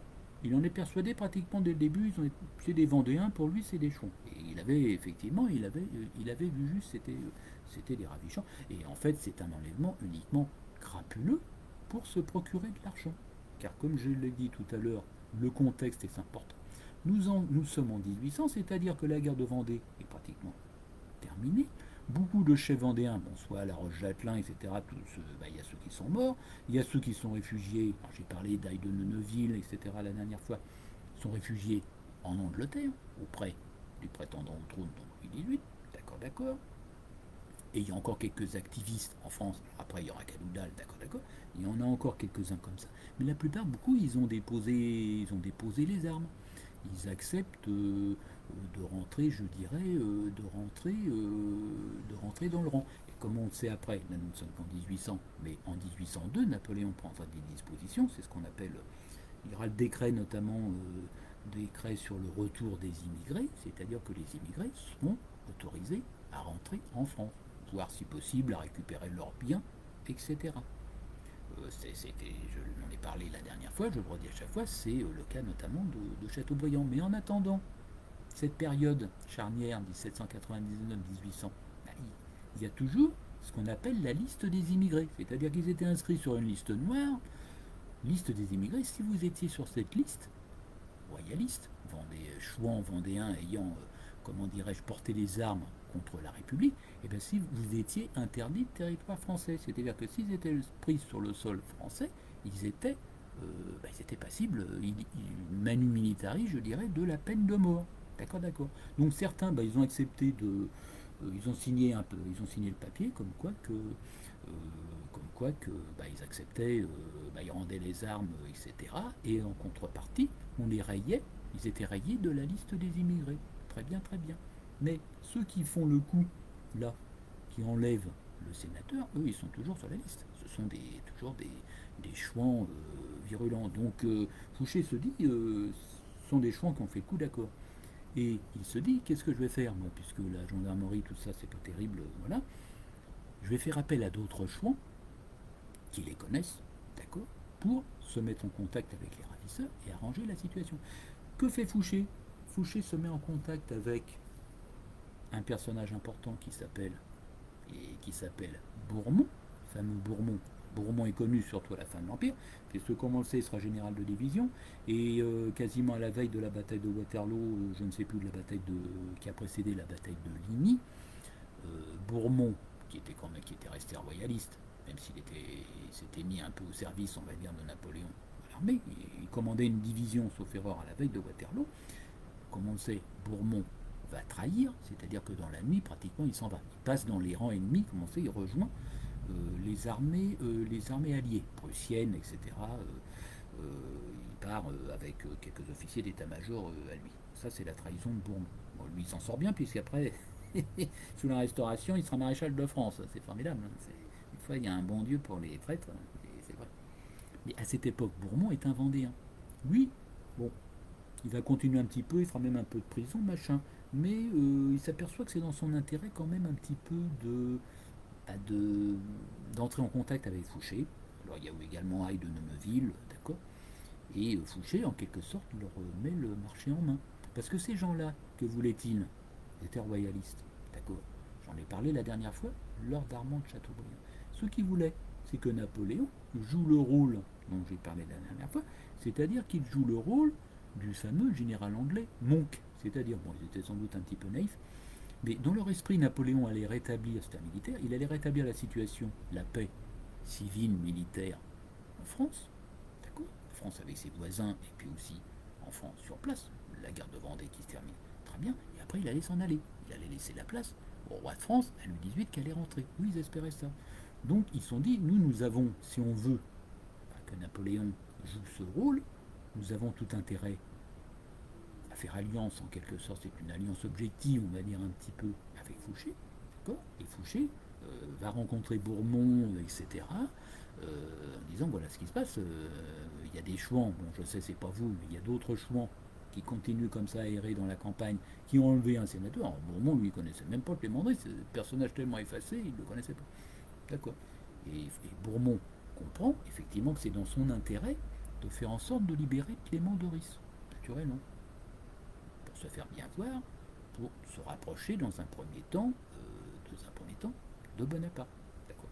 Finalement, par la suite, le calcul ne sera pas vraiment bon, mais c'est comme ça. Que fait Bourmont? Bourmont envoie des amis, je dirais, des comparses à lui, chouans sur place. Le fameux personnage dont j'ai parlé tout à l'heure qui s'appelle Carlos Sourda. Sourda, lui, arrive tout de suite sur place, il a plein pouvoir. Il a un papier écrit de Fouché. Fouché, noir sur blanc, c'est moi, Sourda, je suis envoyé par Fouché. Vous pensez bien que là-bas, le préfet, Savary, il fait un petit peu la gueule, quoi. Sourda se met en contact, parce qu'il connaissait plus ou moins certains ravisseurs, il se met en contact avec eux, et il va les retourner. En quelque sorte, le chef de la bande s'appelait Gondé. Charles de Gondé, c'était de la petite noblesse, il était chevalier, je crois. D'accord. Il va leur dire, écoute, bon, vous avez enlevé un sénateur, c'est bien, mais l'argent, vous n'allez pas le toucher, ça va mal finir. Nous, qu'est-ce que nous propose Qu'est-ce que vous propose Fouché? C'est l'amnistie. Vous allez être amnistié, on va passer les ponts. Fouché vous promet, en quelque sorte, promesse orale, promet de ne pas engager comment dirais-je, de poursuite contre vous pour avoir enlevé ce sénateur. On va oublier cette affaire, vous serez amnistié. En contrepartie, qu'est-ce que vous allez faire? En contrepartie, vous allez vous mettre au service de Fouché. Vous allez devenir ce qu'on appelait des mouchards. Parce que lui, Fouché, qu'est-ce qu'il veut? C'est recruter des gens un petit peu partout, parce qu'il est en train de constituer son ministère, des réseaux partout. J'ai dit la dernière fois, et à un moment donné, je suis passé à autre chose, je crois, et j'ai pas pu, j'ai pas fini ma phrase. J'ai dit qu'à un moment donné, Fouché avait même des agents, il surveillait même en Angleterre le gouvernement britannique. Son équivalent, je veux dire son confrère ministre de la police en Angleterre. Fouché avait même il avait une taupe. Il avait une taupe là-bas. Faut quand même le faire. Donc Fouché, lui, qu'est-ce qu'il veut? C'est récupérer dans ses agents des mouchards, c'est-à-dire notamment des anciens chouans.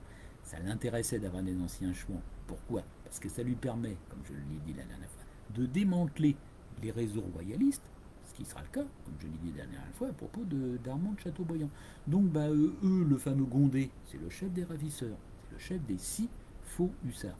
Gondé, il écoute Sourda, il dit, bah oui, d'accord, moi, très bien, si nous on échappe à la justice et moi je veux bien travailler, ok, on va travailler pour Fouché, concrètement. Ce qui l'intéressait, c'était d'être payé et c'était de rentrer un petit peu, dans le rond, ils en avaient un petit peu assez aussi, il faut bien dire sans doute de cette vie aventureuse de courir la campagne, d'attaquer les diligences. Bon, à un moment donné, ça va bien 5 minutes, mais enfin, bon, voilà. Ok. Sur les 6 ravisseurs, il y en a 3 qui acceptent. Bondé, Bondé va disparaître, il restera dans les réseaux d'agents de Fouché. Il y en a un qui s'appelle Renard, il va suivre aussi. Le troisième restera totalement inconnu.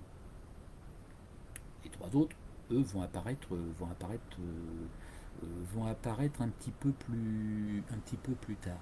Donc, voilà, la chose est faite. Et donc, lorsque Clément Andris est sorti de son trou à rats, il est emmené dans la forêt de Loche, mais c'est tout simplement une mise en scène qui est faite.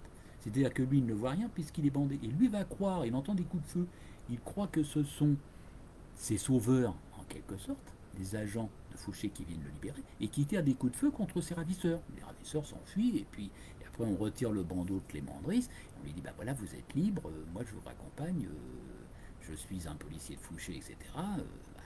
Voilà, c'est pas vrai dans la réalité, c'est un chouan qui se met en quelque sorte, c'est Carlos Sourda qui lui dit ça, c'est un chouan qui se met au service de Fouché, et donc vous êtes libre, nous vous avons libéré. En réalité, c'est presque une pantalonnade, c'est une mascarade, puisque Gondé, le chef des ravisseurs, est d'accord pour la libération. Donc il tire des coups de feu comme ça, c'est pour faire croire à Clément André, c'est une mise en scène, pour lui faire croire qu'il a été libéré par les autres. En fait, pas du tout, ils étaient tous de mèche. C'est pour ça qu'ils l'envoient un petit peu se promener à cheval un peu plus loin.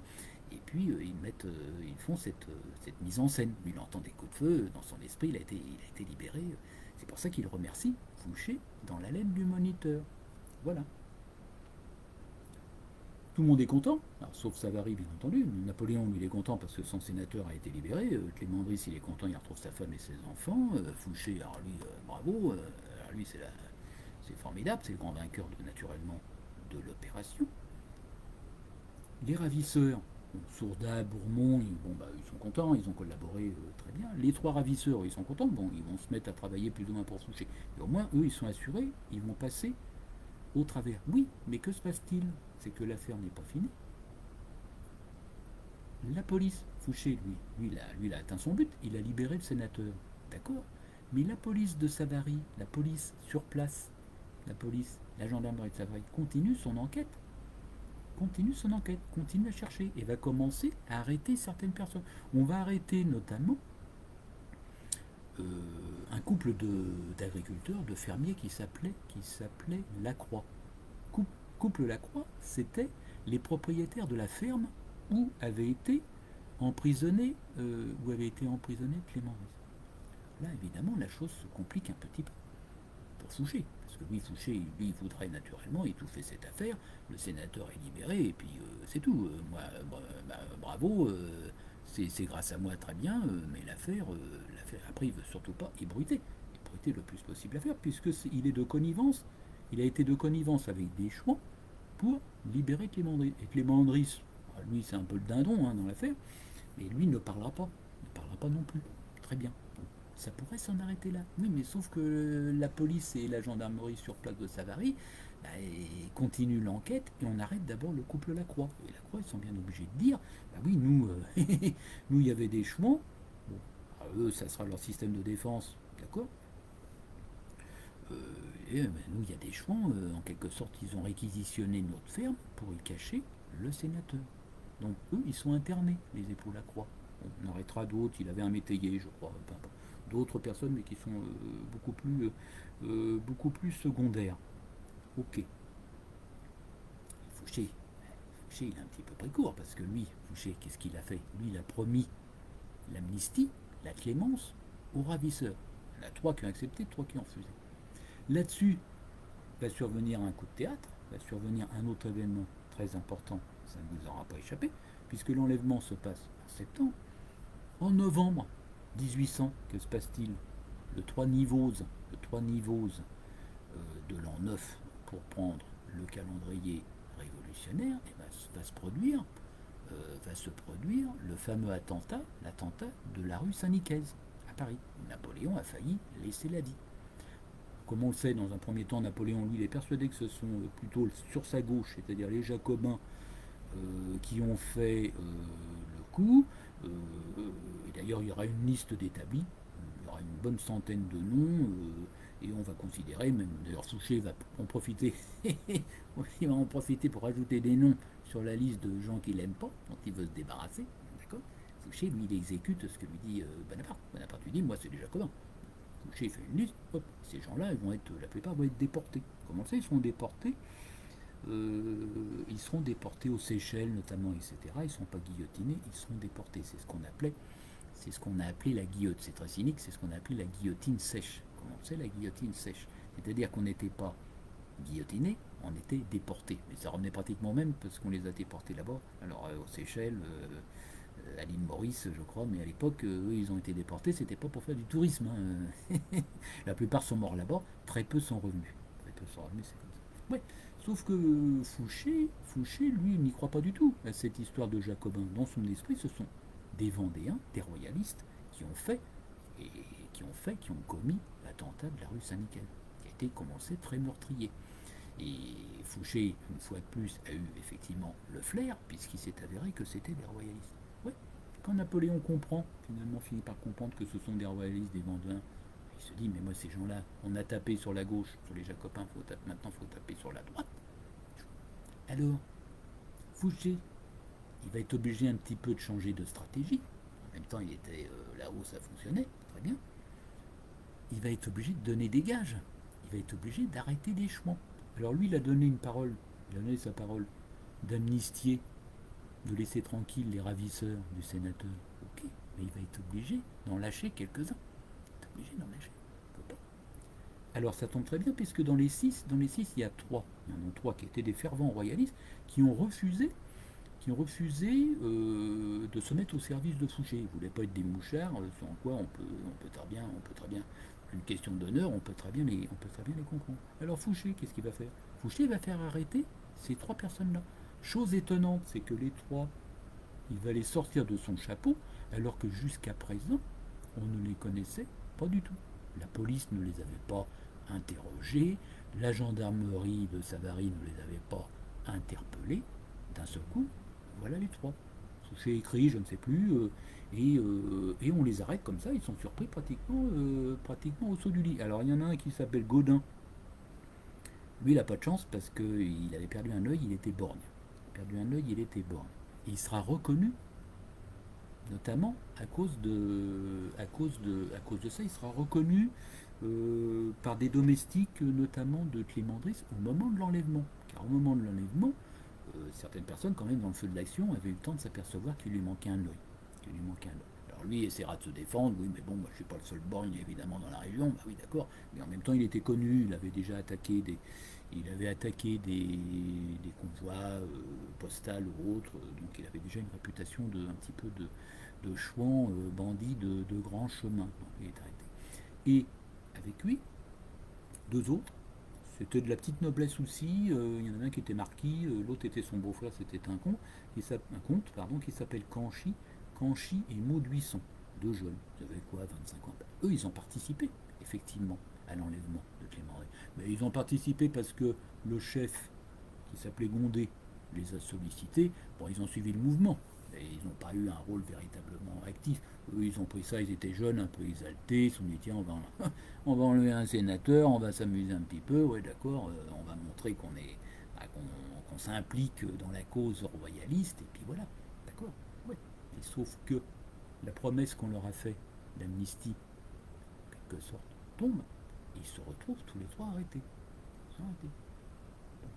Alors au début, ils sont un petit peu incrédules. Ils vont se dire, nous, Fouché nous a promis. Ouais, mais sauf que Fouché, naturellement, Fouché, lui, il ne parle pas. Il ne va pas parler. Et que les mandristes ne parlent pas. Donc eux, ils ne peuvent rien prouver, puisque c'est une promesse quasiment verbale. On sait bien que Fouché, il n'allait pas leur donner une lettre, un écrit. Hein, il est quand même pas idiot. D'accord, on sait qu'il y a eu comment dirais-je, comment dire, des archives très importantes de Fouché, que Fouché brûlera, puisque Fouché meurt en 1820 en Italie, à Trieste, et auprès de lui, il y avait notamment le frère cadet de Napoléon, Jérôme, le roi Jérôme, qui avait été roi de Westphalie, Jérôme Bonaparte. Et Fouché, c'est Jérôme qui brûlera. Fouché, il est dans son lit à l'article de la mort en 1820, et c'est Jérôme qui va brûler lui-même plein d'archives, plein de papiers compromettants de Fouché. Et plein de papiers que Fouché pouvait avoir sur toutes sortes de personnages qui étaient susceptibles d'être impliqués. Donc, tout ça sera brûlé pour le plus grand malheur, je dirais, des historiens, bien entendu. Alors, voilà, voilà l'histoire. Un tribunal, je vais en terminer là-dessus parce que ça tourne. Un tribunal se réunit, premier tribunal, puisqu'on a arrêté les époux Lacroix. Les trois autres, on les arrête. Bon, ça en fait six, il y a d'autres personnages mineurs. Premier tribunal se réunit à Tours. Tribunal de Tours. Oui. Sauf que le tribunal de Tours ne rend pas de décision. Au grand désarroi, je dirais, de tout. Pourquoi Pourquoi ce tribunal ne rend pas de décision? Ben, c'est tout simplement parce que le tribunal voulait citer comme témoin. Alors il y a des témoignages, il y a plein de témoignages. L'un il a vu ceci, l'autre a vu cela, il a reconnu, oui, il certifie, bah oui, lui il est borgne, je suis sûr c'est lui. Bon, bien notre témoignage dit, bah non, mais ça on connaît la fragilité des témoignages. Mais ce que voulait surtout le tribunal, c'était entendre, évidemment, la propre version du sénateur, Clément. Oui, mais sauf que Clément Driss, lui, qu'est-ce qu'il fait? Puisqu'il sait cette histoire avec Fouché. Je ne parle pas de l'histoire du complot de Marengo, qui est une pure légende, mais il sait qu'il a été libéré par des chouans qui ont été commandités par Fouché. Vous pensez bien qu'il ne va pas venir, il va pas venir au risque de faire un faux témoignage, il ne va pas venir, puis lui il voulait surtout être tranquille, il avait retrouvé sa femme, son château, il ne va pas venir témoigner. Donc Clément Driss va trouver en quelque sorte, je dirais, un argument, un artifice juridique. Il va se retrancher derrière son statut de sénateur. Il va dire, moi, il écrit au président de la moi, désolé, je ne viendrai pas à la barre.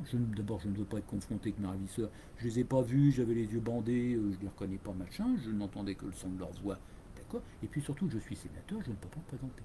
C'est ce qu'on appellerait, alors, bon, à l'époque ça ne devait pas s'appeler comme ça, j'en sais rien, mais c'est ce que de nos jours on appellerait l'immunité parlementaire. L'immunité parlementaire. Alors le président du tribunal de Tours, bah, lui dans ces conditions, il dit moi, je ne peux pas rendre de décision puisque je ne peux pas entendre le principal acteur de l'enlèvement de l'affaire. Il n'y a pas de jugement rendu. Et d'ailleurs, le tribunal se fera en quelque sorte taper sur les doigts par à l'époque, ça s'appelait pas encore moi, j'ai pas vérifié, j'ai pas creusé l'aspect juridique des choses. C'est intéressant, mais non, c'était pas encore la Cour de cassation qui viendra plus tard. Il y avait un tribunal de cassation. Bon, il y avait évidemment un tribunal de Paris, hein, évidemment. Et ce tribunal, lui, considérera que, en quelque sorte, comment dirais-je, le président du tribunal de Tours commet ce qu'on appelle un déni de justice, c'est-à-dire qu'il refuse de se prononcer, alors qu'il aurait dû le faire. Donc le jugement, en quelque sorte, est invalidé. L'affaire, ça n'en est pas terminé. L'affaire, parce que Napoléon, lui, il veut absolument que les ravisseurs, il veut une sanction, je dirais, exemplaire. L'affaire est renvoyée devant un autre tribunal extraordinaire, pratiquement, qui est pratiquement constitué pour ça, tribunal d'Angers, la ville d'Angers. On n'est pas très loin de la Touraine, voilà. Ce tribunal se réunit. Alors la ville est complètement quadrillée par la police, etc., parce qu'on craint des mouvements de foule. Il y avait des carrières à proximité, et donc il y avait des ouvriers carriers, et on craignait qu'ils prennent un petit peu fait et cause pour les accusés. Ce tribunal se réunit, très bien, les débats s'instaurent, contradictoires, tout ce que vous voulez, les ravisseurs ont des... Il y a un avocat célèbre de l'époque qui s'appelle Chauveau-Lagarde, qui va faire une très belle plaidoirie et tout, d'accord. Oui, sauf que le tribunal, lui, bah, le tribunal, lui, il a la même position que le tribunal précédent, c'est-à-dire qu'il va dire, bah, nous c'est très bien, parfait, mais nous on aimerait bien entendre le sénateur. Le sénateur, il va rien savoir, il reste dans son château, il ne se présente pas. D'accord, d'accord. Il va écrire une lettre parce qu'il a sans doute des scrupules. Il va écrire encore une fois au juge en disant moi je ne peux pas venir, je ne souhaite pas, voilà. Mais par contre, en gros, il va expliquer que bah, il recommande un petit peu en quelque sorte au tribunal la clémence, la clémence pour ses ravisseurs. Et moi j'ai eu la vie sauve, ils m'ont pas tué, c'est très très bien. Bah, en gros, ils plaident presque un petit peu pour eux. D'accord, d'accord. Sauf que le tribunal, lui, ne l'entend pas, parce que le tribunal, lui, il est un petit peu sous pression de Fouché, qui lui doit donner des gages à Napoléon, et Napoléon, lui, qui veut quand même une sanction assez exemplaire. Le tribunal rend sa décision. Il y en a qui sont, je ne sais plus, c'était quasiment une dizaine, il y en a quelques-uns qui sont acquittés. D'accord, d'accord. Les époux Lacroix, les époux Lacroix, qui avaient, comment dirais-je, qui étaient les propriétaires de la ferme où Clément Andris était retenu prisonnier, eux vont être condamnés à 6 ans de prison. Dans le jugement, c'est drôle, il faudrait chercher, c'est marqué 6 ans de gêne. 6 ans de gêne. Qu'est-ce qu'on pouvait appeler 6 ans de gêne? À mon avis, ils ont été incarcérés, ils ont vraiment fait 6 ans de prison. Ils essaieront bien plus tard, d'ailleurs, une fois libérés, ils essaieront un procès en réhabilitation, mais ça ne marchera pas. Voilà, voilà. 6 ans de gêne. 6 ans de, 6 ans de prison. Et chose curieuse aussi, mais leur tourne, ils seront condamnés aussi à une exposition de 4 heures. C'est-à-dire qu'on va les exposer un peu comme des animaux de foire.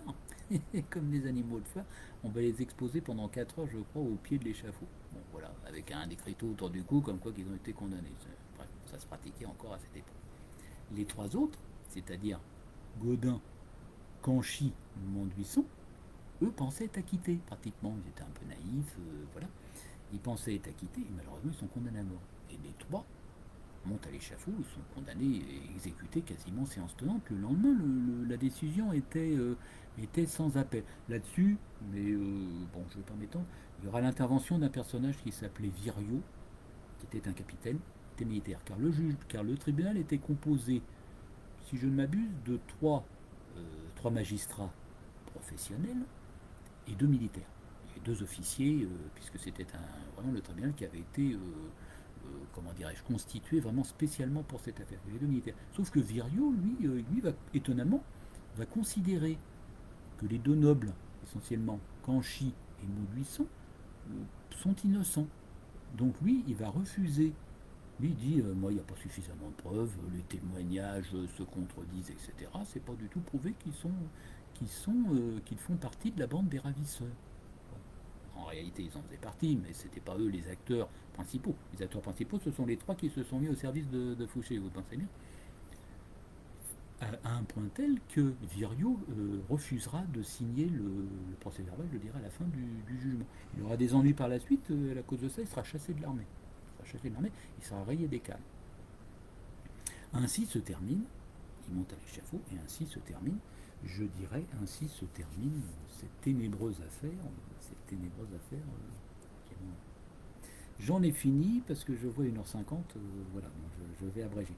Je vais finir très très rapidement pour ceux qui m'écouteront par la suite, parce que là je ne sais même pas si quelqu'un s'est connecté, moi je ne vois pas grand chose. Je vais terminer très rapidement avec la biographie que j'ai consultée, bon, pour ceux qui veulent prolonger évidemment l'affaire.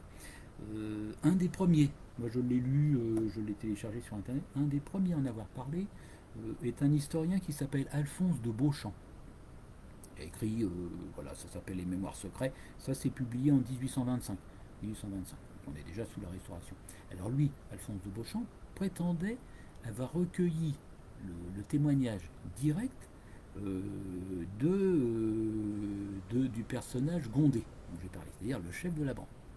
Et lequel chef de la bande dira à l'historien Beauchamp, bah, nous, vous savez, on avait mis quelques noms dans un chapeau, on a tiré au sort lequel on allait enlever et c'est tombé sur Clément Driss. Bon, là, franchement, c'est un petit peu.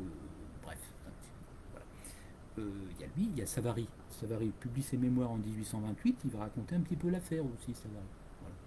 Il y aura la duchesse, après il y aura la fameuse duchesse d'Abrantès qui est connue, hein, c'est Madame Junot. Alors elle va accréditer la thèse du complot de Fouché dont j'ai parlé tout à l'heure, du complot de Marengo, qui en réalité est enfin, du moins selon les historiens actuels, qui est une pure légende. Bon, j'ai pas regardé d'Abrantès, c'est pas très intéressant, Beauchamp. Ensuite, il y a deux auteurs dans le courant du 19e, mais c'est pareil, qui ont repris la thèse de l'enlèvement, du complot, je dirais, du complot de Fouché, du complot politique pour remplacer Bonaparte à la tête du consulat.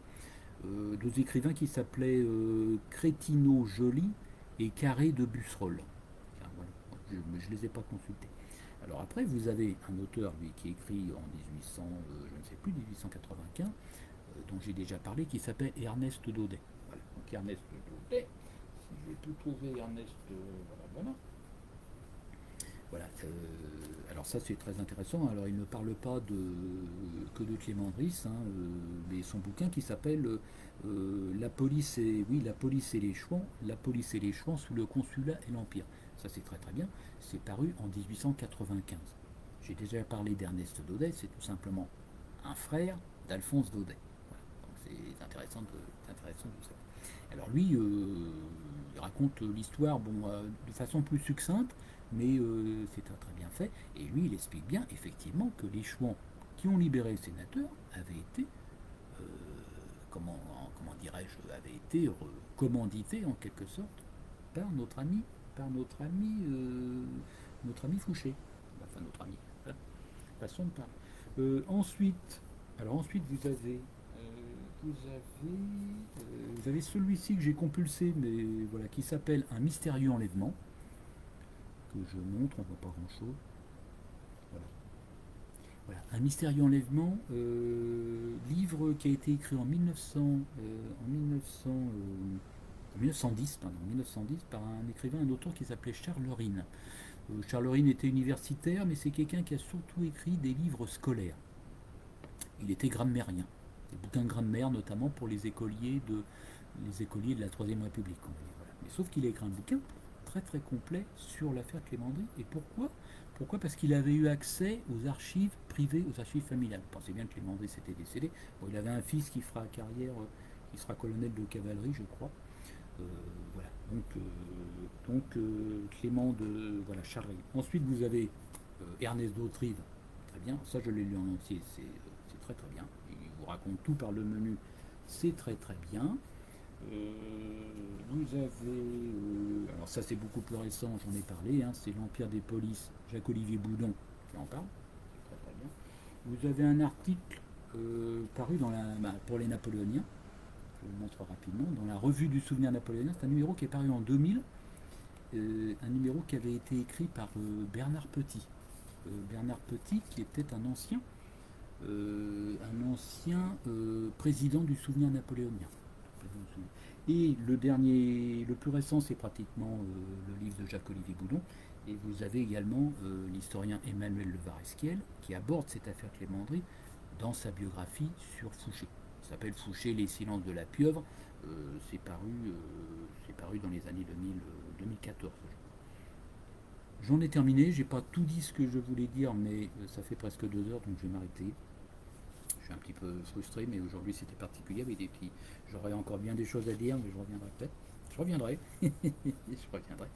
Et alors, cette affaire Clément Driss a été adaptée, comme on le sait.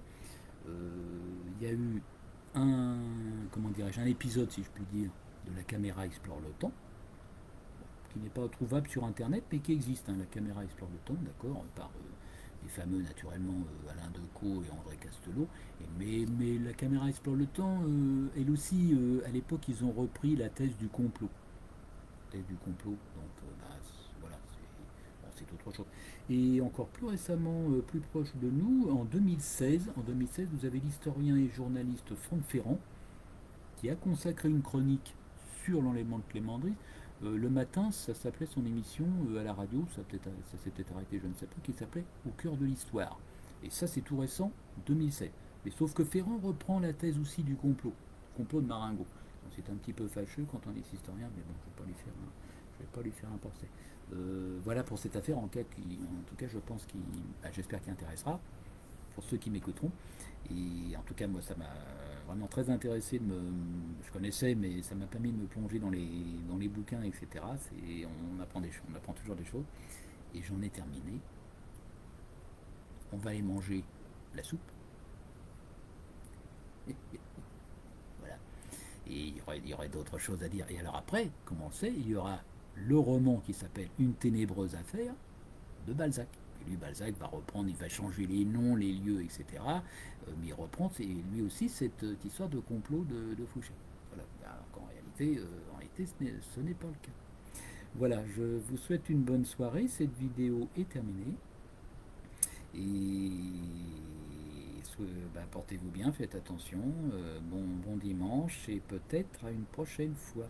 Voilà, voilà. Et puis naturellement, vive l'empereur, j'ose pas dire vive Fouché, mais sur ce coup-là, il a quand même bien joué son coup et comme on sait, il continuera par la suite ses œuvres, on va dire. Et j'en reparlerai probablement, j'en reparlerai. Euh, voilà, bonne soirée.